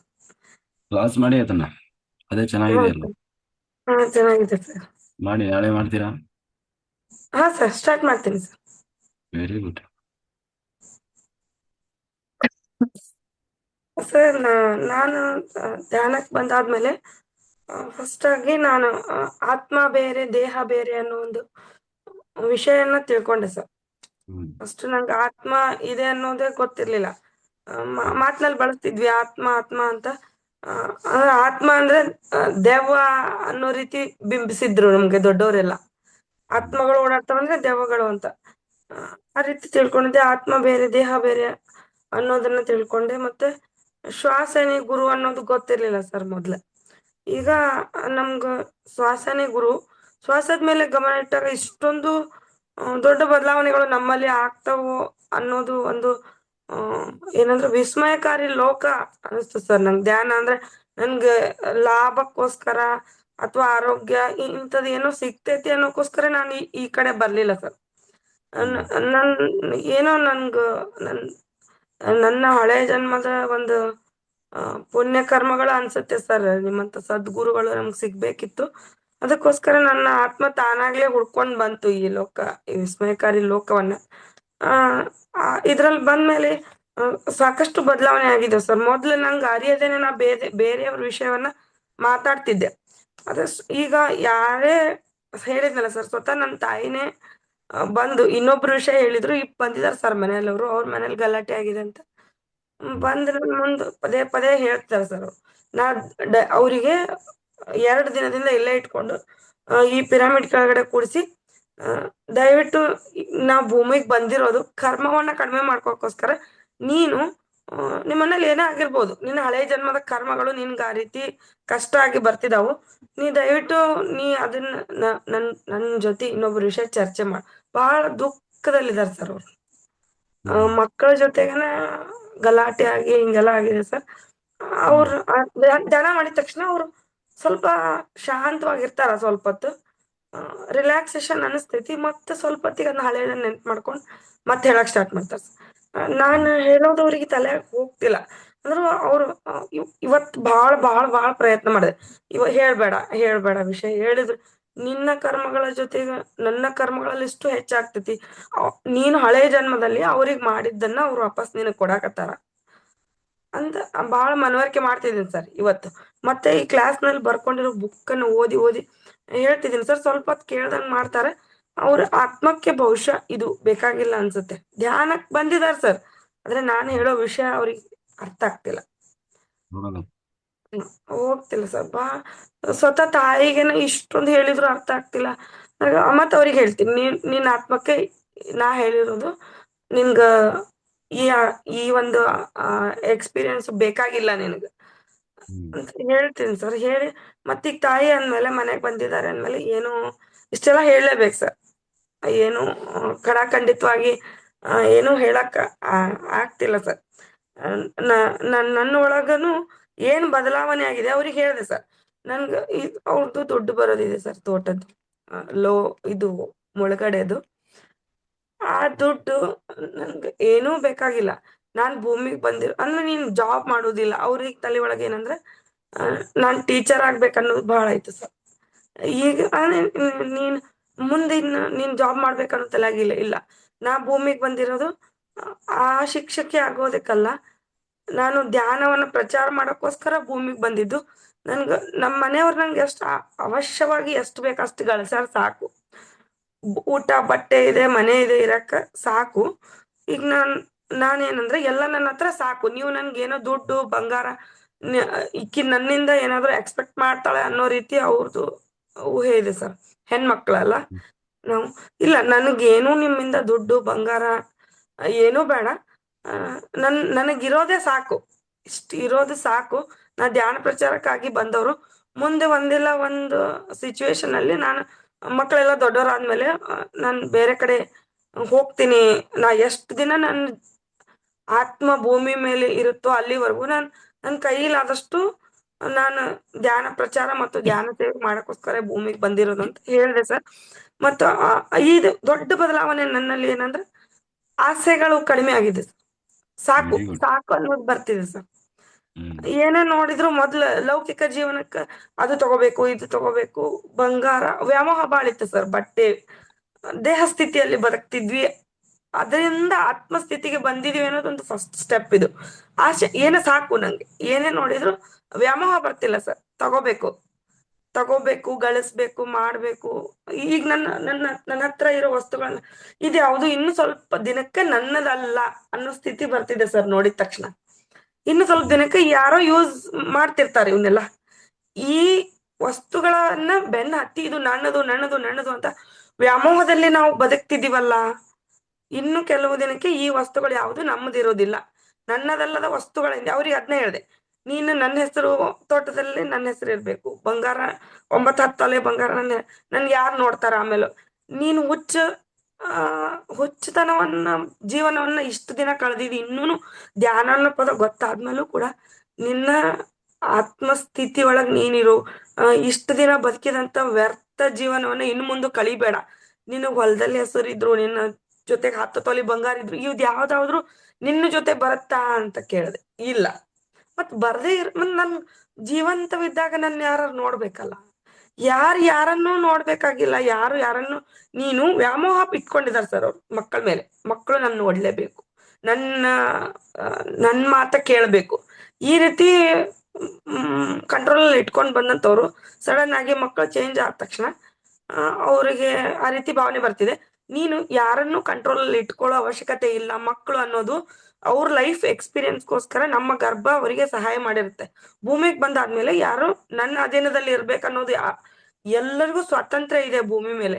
ಸತ್ತಾದ್ಮೇಲೆ ಯಮಕಿಂಕರರು ಯಾವ ಆತ್ಮವನ್ನ ಒತ್ತಾಯ ಪೂರ್ವಕವಾಗಿ ತೆಗೆದುಕೊಂಡು ಹೋಗೋದಿಲ್ಲ ಅಂದ್ಮೇಲೆ ನಾವು ಕೂಡ ಭೂಮಿ ಮೇಲೆ ಯಾರಿಗೂ ಯಾವುದೇ ರೀತಿಯಾದಂತ ಒತ್ತಾಯವನ್ನ ಮಾಡ್ಬೇಕು. ಎಲ್ಲರಿಗೂ ಅವರದೇ ಆದಂತ ಆತ್ಮ ಸ್ವಾತಂತ್ರ್ಯ ಇದೆ. ಬಹಳ ಡೀಪ್ ಆಗೇನೆ ತಿಳಿಸಿ ಹೇಳ್ತಿದ್ದೀನಿ ಸರ್. ಅವಾಗ ನಾನು ಹೇಳುವಾಗ ತಿಳ್ಕೊಂಡವ್ರ ತರ ವರ್ತನೆ ಮಾಡ್ತಾರ. ಬಟ್ ಮತ್ ಕೆಲವು ಕ್ಷಣಕ್ಕೆ ಚೇಂಜ್ ಆಗ್ಬಿಡ್ತಾರ. ಇವತ್ತು ಕ್ಲಿಯರ್ ಆಗಿ ಹೇಳ್ಬಿಟ್ಟೆ ಸರ್. ನಾನು ಉದ್ಯೋಗ ಮಾಡಿದ್ರು ಕೂಡ ಪಿರಮಿಡ್ ಕಟ್ಟಕ್ ನನ್ನಿಂದ ಇಷ್ಟು ನಾನು ದೇಣಿಗೆ ಕೊಡ್ಬೇಕು, ನನ್ನ ಕೈಲಾದಷ್ಟು ಸೇವೆ ಮಾಡ್ಬೇಕು ದೇಣಿಗೆ ಅನ್ನೋಕ್ಕಿಂತ ಅದಕ್ಕೋಸ್ಕರ ನಾನು ದುಡಿತೀನಿ, ಸ್ವಂತ ದುಡಿತೀನಿ. ಎಲ್ಲೂ ದುಡಿಯಕ್ ಯಾರ ಕಡೆನೂ ಹೋಗುದಿಲ್ಲ. ಅದಕ್ ಕೊಡಕ್ಕೋಸ್ಕರ ನಾ ಪಿರಮಿಡ್ ಕಟ್ಬೇಕು ಅನ್ನೋದು ಒಂದು ಸಂಕಲ್ಪಕ್ಕೋಸ್ಕರ ನಾ ದುಡಿಯಕ್ ಸ್ಟಾರ್ಟ್ ಮಾಡ್ತೀನಿ. ಅದು ಬಿಟ್ರೆ ನಾನು ಜಾಬು 1,00,000 2 ಲಕ್ಷ ದುಡಿಬೇಕು ಯಾಕೆ? ಆಸ್ತಿ ಗಳಿಸೋಕೋಸ್ಕರನೇ ದುಡಿಬೇಕು, ಆದ್ರೆ ಆಸ್ತಿ ಬೇಡನ. ಇವತ್ತು ಹೇಳ್ದೆ ಅವರು ನೀನು ಏನು ಓಂ ಶಾಂತಿಗೆ ಸೇರಿ ಗಂಡ ಮಕ್ಕಳನ್ನೆಲ್ಲ ಬಿಟ್ಟು ಹೋಗ್ತೀಯನ ಹಿಂಗೆಲ್ಲ ಕೇಳಿ. ಇಲ್ಲ, ನಾನು ನಿನ್ನ ತಲೆ ಒಳಗೆ ಏನಿದೆ ಅಂದ್ರೆ ಗಂಡ ಮಕ್ಕಳನ್ನ ಬಿಟ್ಟು ಹೋಗ್ತೀನಿ ಅನ್ನೋ ಇದನ್ನ ತೆಗೆದ್ಬಿಡು. ನಾನು ಸಂಸಾರದಲ್ಲಿ ಇದ್ಕೊಂಡೆ ಧ್ಯಾನ ಸಾಧನೆ ಮಾಡ್ತೀನಿ. ಈ ಗಂಡ ಮಕ್ಕಳನ್ನು ಬಿಟ್ಟು ಹೋಗಿ ನಾನು ಹೇಳಿದ್ರಲ್ಲ ಸರ್, ಧ್ಯಾನ ಕೂತ್ಕೊಂಡ್ರು ನನ್ನ ಅಲ್ಲಿ ಮಾಡ್ತಕ್ಕಂತ ಕೆಲಸ ಪೂರ್ಣವಾಗುವುದಿಲ್ಲ. ಯಾಕಂದ್ರೆ ಈ ಕೆಲಸ ಅರ್ಧ ಇವರಿಗೆ ಅನ್ಯಾಯ ಮಾಡ್ದಂಗ ಆಗುತ್ತೆ ಅಂತ ಹೇಳಿದೆ ಸರ್. ಗಂಡ ಮಕ್ಕಳು ಬಿಟ್ಟು ನಾನು ಯಾವತ್ತೂ ಹೋಗುದಿಲ್ಲ. ಅವ್ರಿಗೆ ಅನ್ಯಾಯ ಮಾಡೋದು ಈ ಧ್ಯಾನ ಧರ್ಮ ಅಲ್ಲ. ಲೌಕಿಕ ಜೀವನವನ್ನ ಹಗಲಿ ಹಗಲು ನೋಡ್ಕೊಂಡು ഇരുಳನ್ನ ದೇವರು ಆಧ್ಯಾತ್ಮಿಕ ಜೀವನಕ್ಕಾಗಿ ಮೀಸಲಿಟ್ಟಿದಾನ. ಅದು ನಮ್ಗೆ ಇಷ್ಟ ದಿನ ನೀವ್ ಯಾರು ಹೇಳ್ಕೊಟ್ಟಿಲ್ಲ. ಹಿಂಗಾಗಿ ನಾವು ಏನ್ ಮಾಡಿದ್ವಿ ಅಂದ್ರೆ ಗಡದ್ದಾಗಿ ತಿಂದು ಮಲ್ಗೋದನ್ನ ರೂಢಿ ಮಾಡ್ಕೊಂಡ್ಬಿಟ್ವಿ ಚಿಕ್ಕವರಿದ್ದಾಗ. ಹಗಲು ಲೌಕಿಕ ಜೀವನಕ್ಕೆ, ഇരുಳು ಆಧ್ಯಾತ್ಮಿಕ ಜೀವನಕ್ಕೆ ಅನ್ನೋ ವಿಚಾರ ನಮ್ಗೆ ಯಾರು ಹೇಳಲಿಲ್ಲ ಸರ್. ಅದು ಈಗ ಹೇಳಿದ ತಕ್ಷಣ ಜನರು ಬಹಳ ವಿಚಿತ್ರವಾಗಿ ನೋಡ್ತಾರ.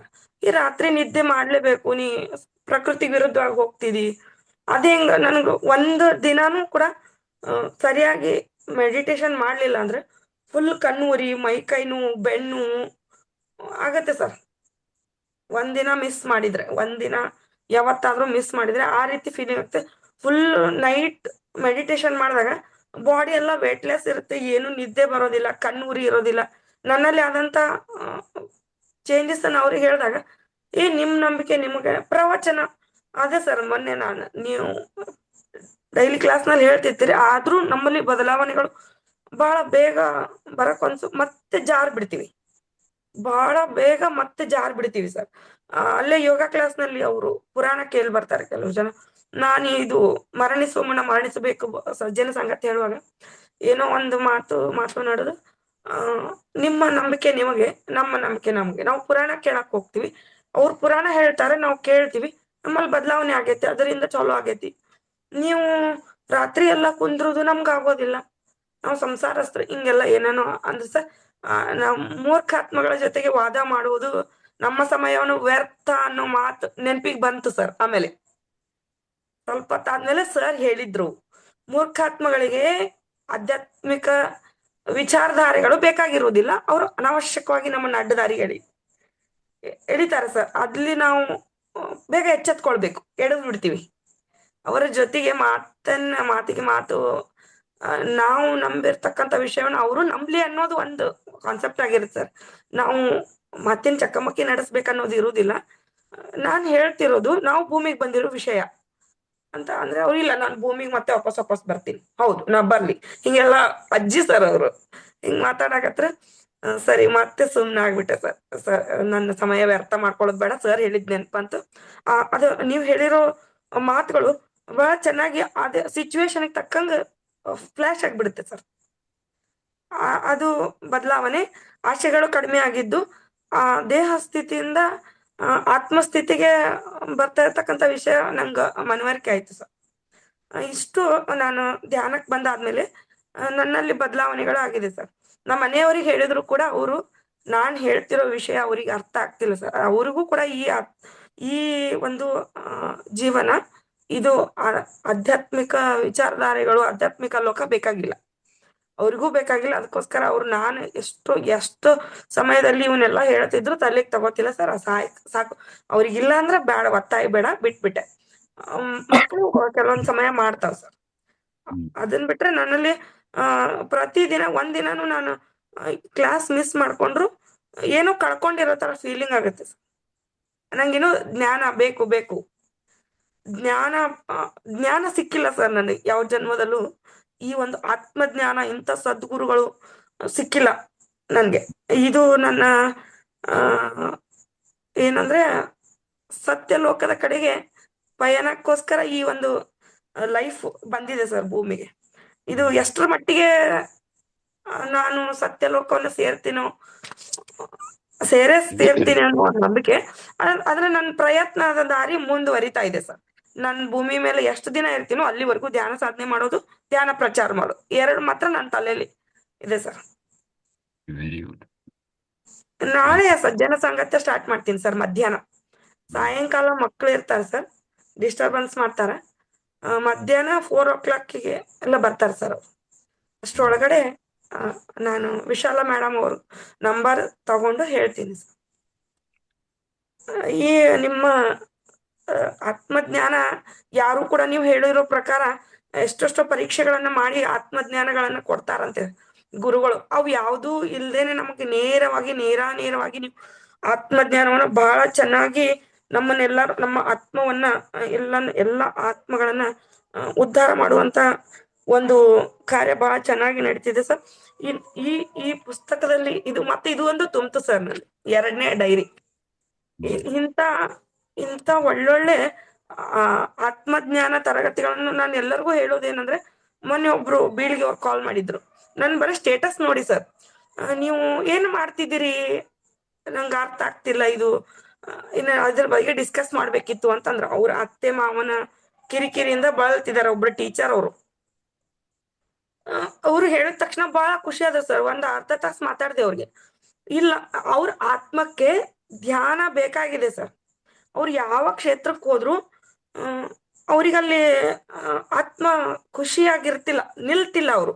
ನಾವು ಭೂಮಿಗೆ ಬಂದ ಪರ್ಪಸ್ ಬೇರೆ ಇದ್ದಾಗ ನಾವು ಯಾವ ಕ್ಷೇತ್ರದಲ್ಲೂ ಕೃಷಿ ಮಾಡಕ್ ಸಾಧ್ಯ ಇಲ್ಲ. ಹೌದಾ ಸರ್? ಅವರು ಶಿಕ್ಷಕ ವೃತ್ತಿಗೆ ಹೋದ್ರು, ಬಿಟ್ರು, ಮತ್ತೆ ಬೇರೆ ಒಂದ್ ಯಾವ್ದೋ ಶಾಪ್ ಹಾಕಿದ್ರು, ಅಲ್ಲೂ ಖುಷಿ ಇಲ್ಲ. ಹೇಳ್ದೆ, ನಿಮ್ಮ ಆತ್ಮಕ್ಕೆ ಆಧ್ಯಾತ್ಮಿಕ ಲೋಕ ಬೇಕಾಗಿದೆ, ಅದಕ್ಕೋಸ್ಕರ ಹುಡುಕೊಂಡು ನೀವೇ ನನ್ ಕಾಲ್ ಮಾಡಿದಿರಿ. ನಿಮ್ಮ ಗೋಲ್ಡನ್ ಸಮಯ ಸ್ಟಾರ್ಟ್ ಆಯ್ತು, ನಿಮ್ಮ ಕರ್ಮಗಳ ಕಡಿಮೆ ಆಗೋ ಸಮಯ ಬಂದಾಯ್ತು. ಅದಕ್ಕೆ ನೀವು ಆಗ್ಲೇ ಕೇಳ್ಕೊಂಡು ಕಾಲ್ ಮಾಡಿರಿ. ಒಂದು 500 ಪೀಪಲ್ ಸೇರಿಸ್ತೀವಿ. ಬೀಳ್ಗಿಲಿ ಪದೇ ಪದೇ ಫಂಕ್ಷನ್ ಆಗ್ತಿದೆ ಸರ್, ನಮ್ಮೂರ್ ಬೀಳ್ಗಿ, ಬಾಗಲಕೋಟೆ ಡಿಸ್ಟ್ರಿಕ್ಟ್. ಅಲ್ಲಿ ಮತ್ತೆ ನಿಮ್ಮನ್ನ ಕರೆಸ್ತೀನಿ. ನಾನು ಕಾಶಿಗೆ ಹೋದ್ ಬಂದ್ಮೇಲೆ ನನ್ನಲ್ಲಿ ಮತ್ತಷ್ಟು ಜ್ಞಾನೋದಯ ಆಗಿರುತ್ತೆ, ಜ್ಞಾನ ಬಂದಿರುತ್ತೆ. ನಾನು ಹೇಳಕ್ ಮತ್ತೊಂದಿಷ್ಟು ಅರ್ಹತೆಯನ್ನು ಪಡ್ಕೊಂಡಿರ್ತೀನಿ. ಈಗಿರೋ ಸ್ಟೇಜಿಗೂ ಬಂದಾದ್ಮೇಲೆ ಇರೋ ಸ್ಟೇಜಿಗೂ ಮತ್ತೆ ಬೇರೆ ಇರುತ್ತೆ, ಅವಾಗ ಬರ್ತೀನಿ ಅಂತ ಹೇಳಿದೆ ಸರ್. ಮಾರ್ಚ್ ಏಪ್ರಿಲ್ ಕಾಶಿಗೆ ಹೋಗಿ ಬಂದಾದ್ಮೇಲೆ ನಾನು ಎಲ್ಲಾದ್ರೂ ಬಂದು ಇನ್ನೊಂಚೂರು ಹೆಚ್ಚಿಗೆ ಜ್ಞಾನವನ್ನು ಪಡ್ಕೊಂಡು ಬಂದು ಹೇಳ್ತೀನಿ ಅಂತ ಹೇಳಿದೆ ಸರ್ ಅವ್ರಿಗೆ. ಸರಿ, ಈಗ ನೀವು ಹೇಳಿರೋ ವಿಷಯ ಅವ್ರ ಮೈ ರೋಮಾಂಚನ ಆಯ್ತು ಸರ್. ಹಳೆ ಜನ್ಮದ ಕರ್ಮಗಳೇ ನಮ್ಗೆ ಅತ್ತೆ ಮಾವ ಗಂಡ ಮಕ್ಕಳು ಸಂಬಂಧಿಕರು ಬಂಧು ಬಾಂಧವರಾಗಿ ಬಂದಿರ್ತಾರೆ ಅಂತ ಹೇಳಿದಾಗ ಅವ್ರು ನಿಜವಾಗ್ಲೂ ನನ್ನ ರೋಮಗಳೆಲ್ಲ ಎದ್ ನಿಲ್ತಿವೆ. ಈ ವಿಷಯ ನಮ್ಗೆ ಯಾರು ಹೇಳಿಲ್ಲ. ಪದೇ ಪದೇ ಶ್ರೀಶೈಲ ಕಾಶಿ ಎಲ್ಲ ಹೋಗ್ತಾರೆ ಸರ್ ಅವ್ರು. ಎಂತ 1 ತಿಂಗಳು ಪ್ರವಚನ ನಡೆಯುತ್ತೆ ಸರ್. ಅಲ್ಲಿ ಯಾವ ಸ್ವಾಮೀಜಿಗಳು ಕೂಡ ಕರ್ಮ ಲಿಸ್ಟ್ ಕಡಿಮೆ ಮಾಡ್ಕೊಳ್ರಿ, ಭೂಮಿಗೆ ಬಂದಿರೋ ಇಂಥದ್ ಒಂದು ಸಣ್ಣ ಪಾಯಿಂಟ್ ಹೇಳಿದ್ರು ಸಾಕು, ಇಡೀ ಊರೇ ಬದಲಾವಣೆ ಆಗೋ ಸಾಧ್ಯತೆಗಳು ಅವ್ರ ಕೈಲಿದ್ದಾಗ, ನೀವು ಹೇಳಿದಾಗ ಅವ್ರಿಗೆ ಗೊತ್ತಿದ್ರೆ ತಾನೇ ಅವ್ರು ಹೇಳಕ್ ಸಾಧ್ಯ ಸರ್. ಅವ್ರಿಗೆ ಗೊತ್ತಿದ್ರೆ, ಪ್ರತಿಯೊಬ್ರು ಯಾರಿಗಾದ್ರೂ ಗೊತ್ತಿದ್ರೆ ಹೇಳೇ ಹೇಳ್ತಾರೆ. ಈ ಆತ್ಮಜ್ಞಾನ ನಾವು ಸಾಮಾನ್ಯ ಅಡಿಗೆ ಮಾಡಿ ಮನೆಯಲ್ಲಿ ಇರ್ತಕ್ಕಂಥ ಮಹಿಳೆ ಇವತ್ತು ಆತ್ಮಜ್ಞಾನವನ್ನ ಬೋಧನೆ ಮಾಡ್ತಿದ್ದಾಳೆ ಅಂದ್ರೆ ಅದಕ್ಕೆಲ್ಲ ಪತ್ರಿಜಿಯವರಿಗೆ ನಾವು ಚಿರಋಣಿಯಾಗಿ. ನಿಮ್ಮಂತ ಸದ್ಗುರುಗಳು ಅವ್ರ ಮೂಲಕ, ನಿಮ್ ಮೂಲಕ ಅವ್ರು ನಮ್ಗೆಲ್ಲ ಆತ್ಮಜ್ಞಾನವನ್ನ ಇಷ್ಟು ಸರಳವಾಗಿ, ನೇರವಾಗಿ, ಯಾವುದೇ ರೀತಿಯಾದಂತ ಪರೀಕ್ಷೆಗಳಿಲ್ಲದೆ ನಮ್ಗೆ ಏನಂದ್ರೆ ಆತ್ಮಜ್ಞಾನವನ್ನ ಕೊಡ್ತಿದ್ದೀರಲ್ಲ, ಇದಕ್ಕೆ ನಾವು ಎಷ್ಟು ನಿಮ್ಗೆ ಆಭಾರಿಯಾಗಿದ್ರು ಕಡಿಮೆ ಸರ್. ಮತ್ತೆ ಇನ್ನೊಬ್ರಿಗೆ ಹೇಳೋ ಧೈರ್ಯ, ನಾನು ಇಷ್ಟು ಡೇರಿಂಗ್ ಇದ್ರು 4-5 ಜನ ಮುಂದೆ ಮಾತಾಡಕ ಧ್ವನಿ ಶೇಕ್ ಆಗ್ತಿತ್ತು, ಕೈಕಾಲು ಶೇಕ್ ಆಗ್ತಿತ್ತು. ಈಗ ಎಷ್ಟೋ ಜನರ ಮುಂದೆ ನಿಂತು ಇದನ್ನೆಲ್ಲ ಹೇಳಬಲ್ಲೆ ಸರ್ ನಾನು. ಅದು ನನ್ನಲ್ಲಿ ಆದಂತ ಒಂದು ಚೇಂಜಸ್. ಅದು ಆಮೇಲೆ ನಿಮ್ ಜೊತೆ ಮಾತಾಡುವಾಗ ಬಾಯಿ ಒನ್ಗೋದು, ಕೈಕಾಲು ಶೇಕ್ ಹಾಕೋದು, ಧ್ವನಿ ನಡ್ಗೋದು, ಈ ತರ ಎಲ್ಲ ಆಗ್ತಿತ್ತು ಸರ್ ಸ್ಟಾರ್ಟಿಂಗ್ ನಂಗೆ.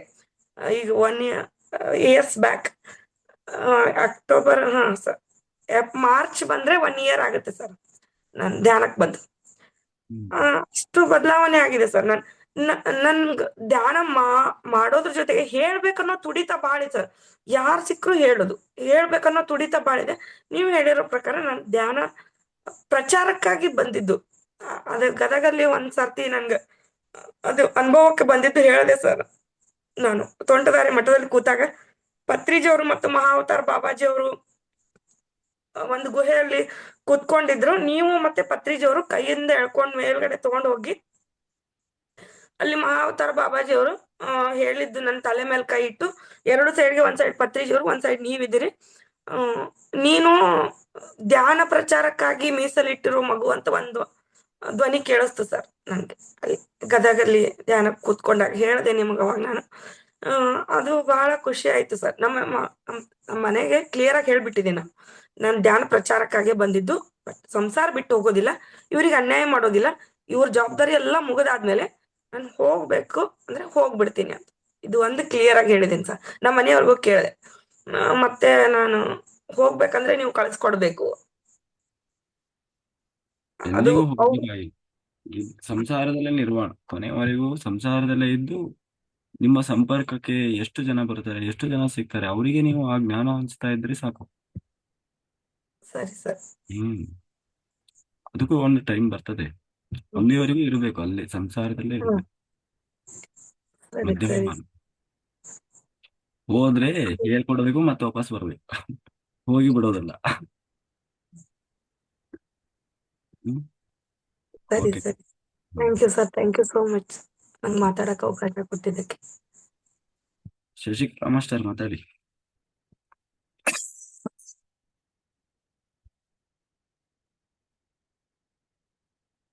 ಶಶಿಕಲಾ ಮೇಡಮ್.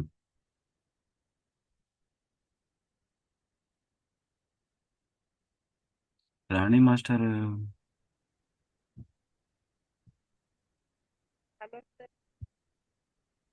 ಅಂತ ಒಂದ್ ನಿಮಿಷ. ಹಾ, ಶಶಿಕಲಾ ಮೇಡಮ್ ಮಾತಾಡಿ. ಏನು ಕೇಳಿಸ್ತಾ ಇಲ್ಲ ಮೇಡಮ್.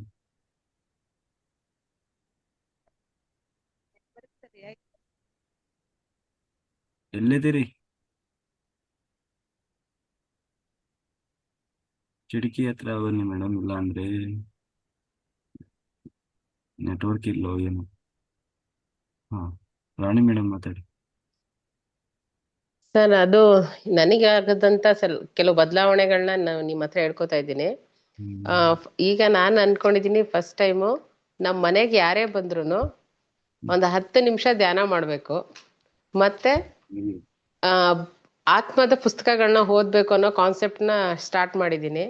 ಹಾಗಾಗಿ ನಮ್ಮ ಮನೆಗೆ ನನ್ನ ಫ್ರೆಂಡ್ಸು, ಅಕ್ಕಪಕ್ಕದವರು ಸುಮ್ಮನೆ ಟೀ ಕಾಫಿ ಬ್ರೇಕಲ್ಲಿ ಬರ್ತಾರೆ.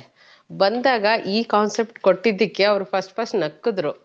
ಓ, ಶುರು ಆಯ್ತು, ಯಾರೋ ಮ್ಯಾಜಿಕ್ ಮಾಸ್ಟರ್ ಸಿಕ್ಬಿಟ್ಟಿದ್ದಾರೆ, ಅದಕ್ಕೆ ಮೇಡಮ್ ಅಂತ ಕರೀತಾರೆ, ಅವರೆಲ್ಲ ಏನೇನೋ ಚೇಂಜಸ್ ಮಾಡ್ತಾವ್ರೆ ಅಂತ.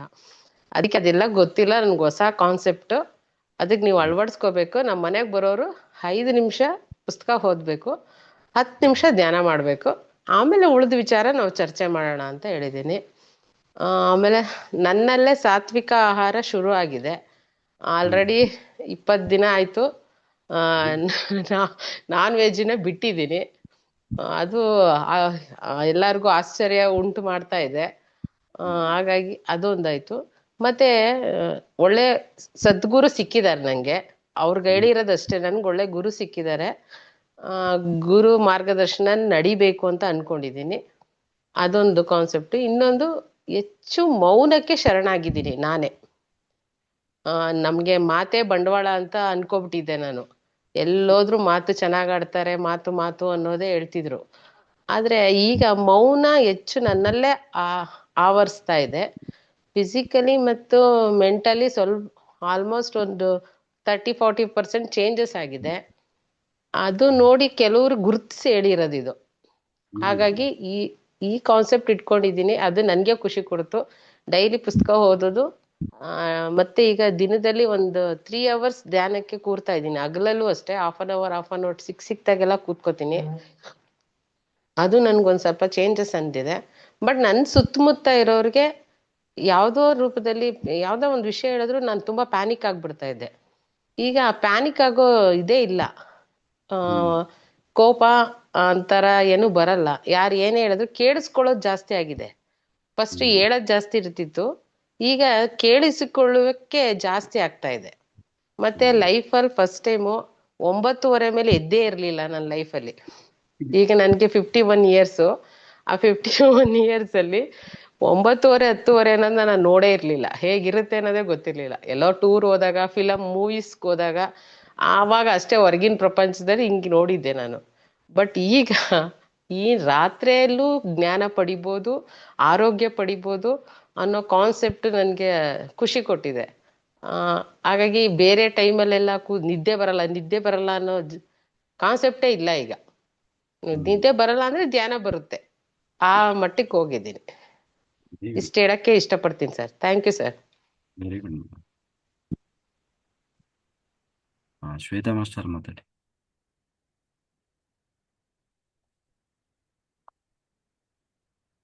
ನಮಸ್ತೆ ಸರ್, ನಮಸ್ತೆ ಮಾಸ್ಟರ್ಸ್ ಎಲ್ಲರಿಗೂ.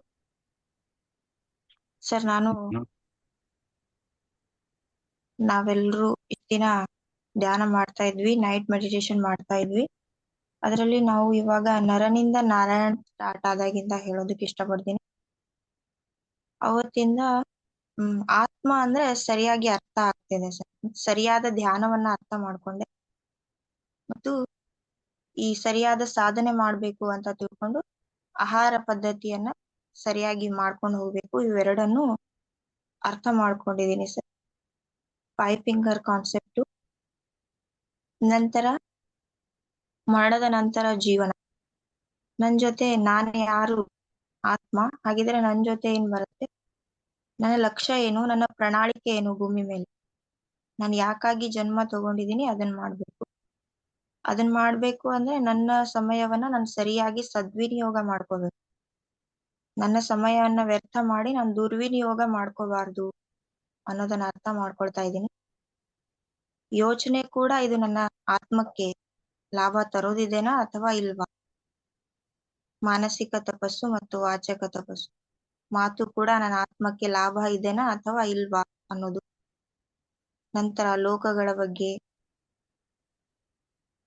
ಹಾಗೆ ನನಗೆ ಯಾವ್ದ್ ಬೇಕು ಯಾವ್ದ್ ಬೇಡ ಅನ್ನೋದು ಸಂಪೂರ್ಣ ಸತ್ಯ ಮಾರ್ಗದಲ್ಲಿ ಆತ್ಮ ಅಂದ್ರೆ ಪರಬ್ರಹ್ಮ ಅನ್ನೋದು ಅರ್ಥ ಆಗಿದೆ. ಮೊದಲು ನನಗೆ ಆತ್ಮ ಅಂತ ಅನ್ಕೋಬೇಕು ಅಂತ ಪತ್ರಿಜಿಯವ್ರು ಹೇಳ್ತಾ ಇದ್ರು. ಆತ್ಮ ಅಂತ ಅಷ್ಟೇ ಬಾಯಿಂದ ಬರ್ತಾ ಇತ್ತು, ಆದ್ರೆ ಗೊತ್ತಾಗ್ತಿದ್ದಿಲ್ಲ. ಮತ್ತೆ ಧ್ಯಾನ ಕೂಡ ಇಷ್ಟು ದಿನ ಮನಸ್ಸಿನ ಸ್ಥಿತಿಯಲ್ಲೇ ಇದ್ವಿ, ಆತ್ಮದ ಹತ್ತಿರ ಹೋಗೋ ಪ್ರಯತ್ನ ಆಗ್ತಿರ್ಲಿಲ್ಲ ಅನ್ನೋದು ಗೊತ್ತಾಯ್ತು. ಹಾಗಾಗಿ ಅದು ಸಿಕ್ತು ಸರ್. ತುಂಬಾ ಚೇಂಜಸ್ ಇದೆ. ಟೈಮ್ ಅನ್ನ ವೇಸ್ಟ್ ಮಾಡೋಕೆ ಇಷ್ಟ ಆಗೋದಿಲ್ಲ. ಸಜ್ಜನರ ಜೊತೆನೆ ಇರೋಕೆ ಇಷ್ಟ ಆಗತ್ತೆ. ಸದ್ಗುರುಗಳ ಜೊತೆ, ಸದ್ಗುರುಗಳ ಮಾರ್ಗದರ್ಶನ. ಸಮಯವನ್ನ ವ್ಯರ್ಥ ಮಾಡಬಾರ್ದು. ಮಾಡ್ಬೇಕಾದದನ್ನ ಮಾಡಿದ್ರೆ ಹೊಂದ್ಬೇಕಾದದನ್ನ ಹೊಂದ್ತೀವಿ. ಹಾಗಾಗಿ ಮಾಡ್ಬೇಕಾದದ್ದನ್ನೇ ಮಾಡೋದ್ರ ಮೇಲೆನೆ ಗಮನ ಇರ್ಬೇಕು. ಪೂರ್ಣಾತ್ಮನಿಂದ ಬಿಡುಗಡೆ ಆದಂತಹ ನಾವು ಅಂಶಾತ್ಮಗಳ ಲಕ್ಷ್ಯ ಪೂರ್ಣಾತ್ಮ ಆಗುವುದೇ. ಹಾಗಾಗಿ ಲಕ್ಷ್ಯ ನೇರವಾಗಿ ದೃಷ್ಟಿ ಅದ್ರ ಮೇಲೆನೆ ಇರ್ಬೇಕು ಅನ್ನೋದು ಅರ್ಥ ಆಗ್ತಿದೆ sir. Very good, very good. Haripriya madam, thank you. ನಮಸ್ತೆ ಸರ್. ನನಗೆ ಈ ಆತ್ಮಜ್ಞಾನದ ಬಗ್ಗೆ ಮೊದಲು ನನಗೆ ಆಕ್ಚುಲಿ ಕಾನ್ಸೆಪ್ಟ್ ಬಗ್ಗೆ ನನಗೆ ಏನು ಸ್ವಲ್ಪನೂ ಅರಿವಿರ್ಲಿಲ್ಲ ಸರ್.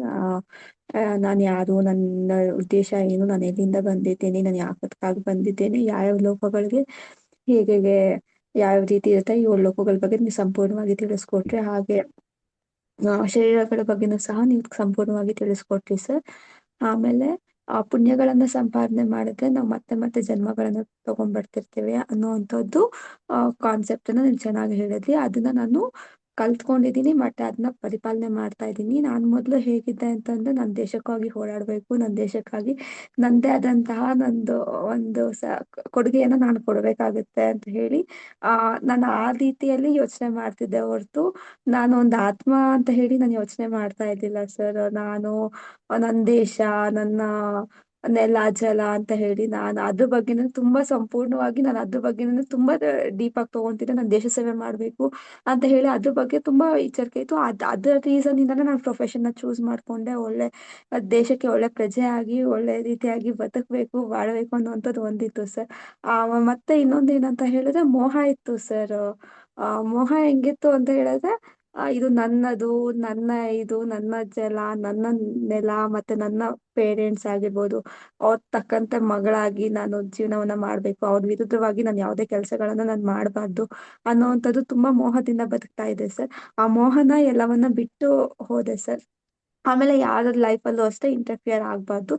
ಯಾಕೆ ಅಂತಂದ್ರೆ ಅವ್ರದ್ದೇ ಆದಂತ ಜೀವನ ಇರುತ್ತೆ, ಅವ್ರದ್ದೇ ಆದಂತ ಅವ್ರು ಚಾಯ್ಸ್ ಮಾಡ್ಕೊಂಡ್ ಬಂದಿರ್ತಾರೆ. ಅದು ಅವ್ರ ಇಷ್ಟ. ನಾವು ಅದಕ್ಕೆ ತದ್ವಿರುದ್ಧವಾಗಿ ನಾವು ಹೋಗ್ಬಾರ್ದು. ಅದು ನನ್ನ ಎಕ್ಸ್ಪೆಷಲಿ ನನ್ನ ತಮ್ಮನ ವಿಷಯದಲ್ಲಿ ಅದು ನನ್ನ ತಪ್ಪು ನಾನು ಮಾಡ್ತಿದ್ದೆ. ಅವನ ಲೈಫಲ್ಲಿ ಇಂಟರ್ಫಿಯರ್ ಆಗ್ತಿದ್ದೆ, ಅವನು ಮಾಡ್ತಿರೋ ಕೆಲಸಗಳನ್ನೆಲ್ಲ ನಾನು ಅಪೋಸ್ ಮಾಡ್ತಾ ಇದ್ದೆ.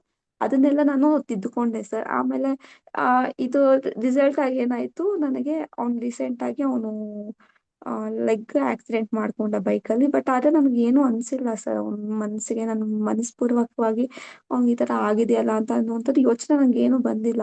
ನಾನು ಶಾಂತವಾಗಿ ಇದ್ದೀನಿ, ನನ್ನ ಪಾಡ ಏನೋ ಬಿದ್ದಿದ್ದಾನೆ ಬಿಡು, ಏನೋ ಸರಿ ಹೋಗ್ತಾ ಬಿಡು ಅಂತ ಹೇಳಿ ನನ್ಗೇನು ಅನ್ಸಿಲ್ಲ. ಅವ್ನ್ ನೋವಾಗ್ತಿದೆ ಅಲ್ವಾ ಅಂತ ಹೇಳಿ ಆ ಮೋಹಕ್ಕೆ ನನ್ಗೇನು ಅನ್ಸಿಲ್ಲ. ನನ್ನ ಪಾಡ್ ನಾನು ಶಾಂತವಾಗೇ ಇದ್ದೀನಿ.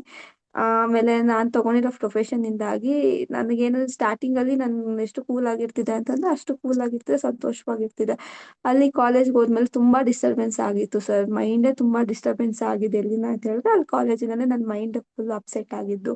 ಆ ಇಲ್ಲ ಮಾತಾಡ್ಲೇಬೇಕು ಅಂತ ಹೇಳಿ. ಆಮೇಲೆ ತದನಂತರ ನಾನು ಒಟ್ಟೊಟ್ಟಾಟ ಮಾತಾಡಕ್ ಸ್ಟಾರ್ಟ್ ಮಾಡಿದೆ. ಬೇಡದೇ ಇರೋ ವಿಷಯಗಳನ್ನು ತಂದು ಚರ್ಚೆ ಮಾಡ್ಲಿಕ್ಕೆ ಶುರು ಮಾಡ್ತಿದ್ರು. ಆ ವಿಷಯಗಳಲ್ಲಿ ನಾನು ಮಾತಾಡ್ಲೇಬೇಕಾಗ್ತಿತ್ತು. ಅದ್ರಲ್ಲಿ ನಾನು ಏನಾಗ್ತಿದೆ, ಸಂಪೂರ್ಣವಾಗಿ ಇನ್ವಾಲ್ವ್ಮೆಂಟ್ ತಗೊಂಡು ಹೌದು ಇದ್ರ ಬಗ್ಗೆ ಮಾತಾಡ್ಲೇಬೇಕು, ಇದ್ರ ಬಗ್ಗೆ ಹೇಳಲೇಬೇಕು.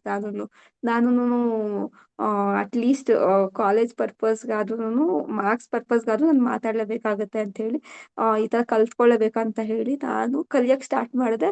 ಅದೇನಾಯ್ತು, ಸ್ವಲ್ಪ ಇದ್ದಿದ್ದೇನಾಯ್ತು, ತುಂಬಾ ಅತಿ ಆಗೋಯ್ತು ಸರ್. ಸೊ ಅತಿ ಆಗಿದ್ದನು ಅಷ್ಟೇ, ನನ್ನ ಎನರ್ಜಿ ಒಂದು ಸೈಡ್ ಅಲ್ಲಿ ನನ್ನ ಸಾಧನೆಗೆ ಎಲ್ಲೋ ಅಡೆತಡೆ ಬಂತು ಅಂತ ಅನ್ನೋದು ನನಗೆ ಅರಿವಾಯ್ತು ಸರ್. ತದನಂತರ ಆ ನನ್ನ ಜೀವನಕ್ಕೆ ನಾನೇ ನನ್ನ ಜೀವನವನ್ನು ನಾನೇ ನಿರೂಪಿಸ್ಕೊಂಡಿದ್ದೀನಿ. ನಾನು ಏನಕ್ಕೆ ಬಂದಿದ್ದೀನಿ, ಯಾತಕ್ ಬಂದಿದ್ದೀನಿ ಅನ್ನೋದನ್ನ ನಾನು ತಿಳ್ಕೊಂಡೆ. ಬಟ್ ಅದೇ ಲೋಕಕ್ಕೆ ಮತ್ತೆ ನಾನು ಮರಳಿ ಹೋಗ್ಬೇಕು ಅನ್ನೋದನ್ನ ಸತ್ಯಲೋಕಕ್ಕೆ ತಿಳ್ಕೊಂಡಿದ್ದೀನಿ ಸರ್. ಆಮೇಲೆ ಮತ್ತೆ ಈ ಜೀವನದಲ್ಲಿ ಪುಣ್ಯಗಳನ್ನು ಸಂಪಾದನೆ ಮಾಡ್ತಾ ಹೋಗ್ತಾ ಇದ್ವಿ ಅಂತಂದ್ರೆ ಮತ್ತೆ ಆ ಪುಣ್ಯಗಳನ್ನ ನಾನು ಅನುಭವ್ಸಕ್ಕೆ ಮತ್ತೆ ಜನ್ಮವನ್ನ ಬಂದ್ಲೇ ಬರ್ಬೇಕು. ನಾನು ಇಲ್ಲಿ ಮನುಷ್ಯ ಅಲ್ಲ. ನಾನು ಇಲ್ಲಿ ಬಂದಿರೋದು ನಾನು ಒಂದು ಜ್ಞಾನವನ್ನ ಪಡ್ಕೊಂಡು ಮತ್ತೆ ಪೂರ್ಣಾತ್ಮನಲ್ಲಿ ನಾನು ಸೇರ್ಬೇಕಾಗಿದೆ. ಸತ್ಯಲೋಕದ ಕಡೆಗೆ ನಾನು ಹೋಗ್ಬೇಕಾಗಿದೆ. ನಾನು ಅದನ್ನ ಬಿಟ್ಟು ನಾನು ಮಾಡ್ತಾ ಇರೋದೇ ಬೇರೆ. ನಾನು ದೇಶದ ಮೇಲೆ ಅಭಿಮಾನವನ್ನ ಇಟ್ಕೊಂಡು ದೇಶಕ್ಕಾಗಿ ಅಂತ ಹೇಳಿ ನಾನು ಒಂದು ಮೋಹದಿಂದ ನಾನು ಬದುಕ್ತಾ ಇದ್ದೀನಿ. ಆ ಬದುಕು ಶಾಶ್ವತ ಅಲ್ಲ. ಇದು ಸುಳ್ಳು. ಇದು ಸತ್ಯವಾದಂತ ಮಾರ್ಗ ಅಲ್ಲ. ಸತ್ಯವಾದಂತ ಮಾರ್ಗ ಯಾವುದು ಅಂತಂದ್ರೆ ನಾನೊಂದು ಆತ್ಮಕ್ಕೆ ಏನ್ ಬೇಕು, ಆತ್ಮಜ್ಞಾನ ಬೇಕು, ಆತ್ಮ ಸಾಧನೆ ಬೇಕು. 5 ಫಿಂಗರ್ ಕಾನ್ಸೆಪ್ಟ್ ನ ನಾನು ಫಾಲೋ ಮಾಡ್ಬೇಕು. ಮತ್ತೆ ಫಾಲೋ ಮಾಡೋದಲ್ಲೇನೆ ನಾನು ಬೇರೆಯವ್ರಿಗೂ ಅಷ್ಟೇನೆ ನಾನು ಹೇಳ್ಕೊಡ್ಬೇಕು. ಅವ್ರು ಫಾಲೋ ಮಾಡ್ತಾರೋ ಬಿಡ್ತಾರೋ ಅದು ಸೆಕೆಂಡ್ರಿ, ಅದು ಅವ್ರ ಆತ್ಮಕ್ಕೆ ಬಿಟ್ಟಿದ್ದು. ಬಟ್ ಆದ್ರೆ ನನ್ನ ಕರ್ತವ್ಯ ಏನಿದೆ ನಾನು ಅದನ್ನ ಮಾಡ್ಬೇಕಾಗಿದೆ ಅಷ್ಟೇ ಸರ್. ಇಷ್ಟು ನಾನು ತಿಳ್ಕೊಂಡಿದ್ದೀನಿ ಸರ್. Thank you sir. ಇಷ್ಟು ಆತ್ಮಜ್ಞಾನವನ್ನ ಹೇಳಿಕೊಟ್ಟಂತಕ್ಕೆ ತಮಗೆ ತುಂಬ ಹೃದಯದ ಕೃತಜ್ಞತೆಗಳು ಸರ್. ಯಾಕೆ ಅಂತಂದ್ರೆ ನಾನು ಮೋಹದಲ್ಲಿ ಒಳಗೆ ಆಗೋಗಿ ಎಷ್ಟೋ ಮಾಡಬಾರ್ದು ತಪ್ಪುಗಳನ್ನ ನಾನು ಮಾಡ್ಬಿಡ್ತಿದ್ದೆ ಸರ್. ಸೊ ಅದರಿಂದ ನನ್ಗೆ ಹೊರಗಡೆ ಕರ್ಕೊಂಡ್ ಬಂದ್ವಿ sir. Thank you so much. Very good madam, very good. Okay master sir, ಎಲ್ಲರೂ ಧ್ಯಾನ ಶುರು ಮಾಡೋಣ. ನಾನು ಎಲ್ಲರೂ ಮಾಸ್ಟರ್ ಮಗಳಿದ್ರೆ ಹೋಗಿ ಬನ್ನಿ. ನಾವು ಧ್ಯಾನ ಸ್ಥಿತಿಯಲ್ಲಿ ಕೂತ್ಕೊಳ್ಳಿ ಎಲ್ಲರೂ.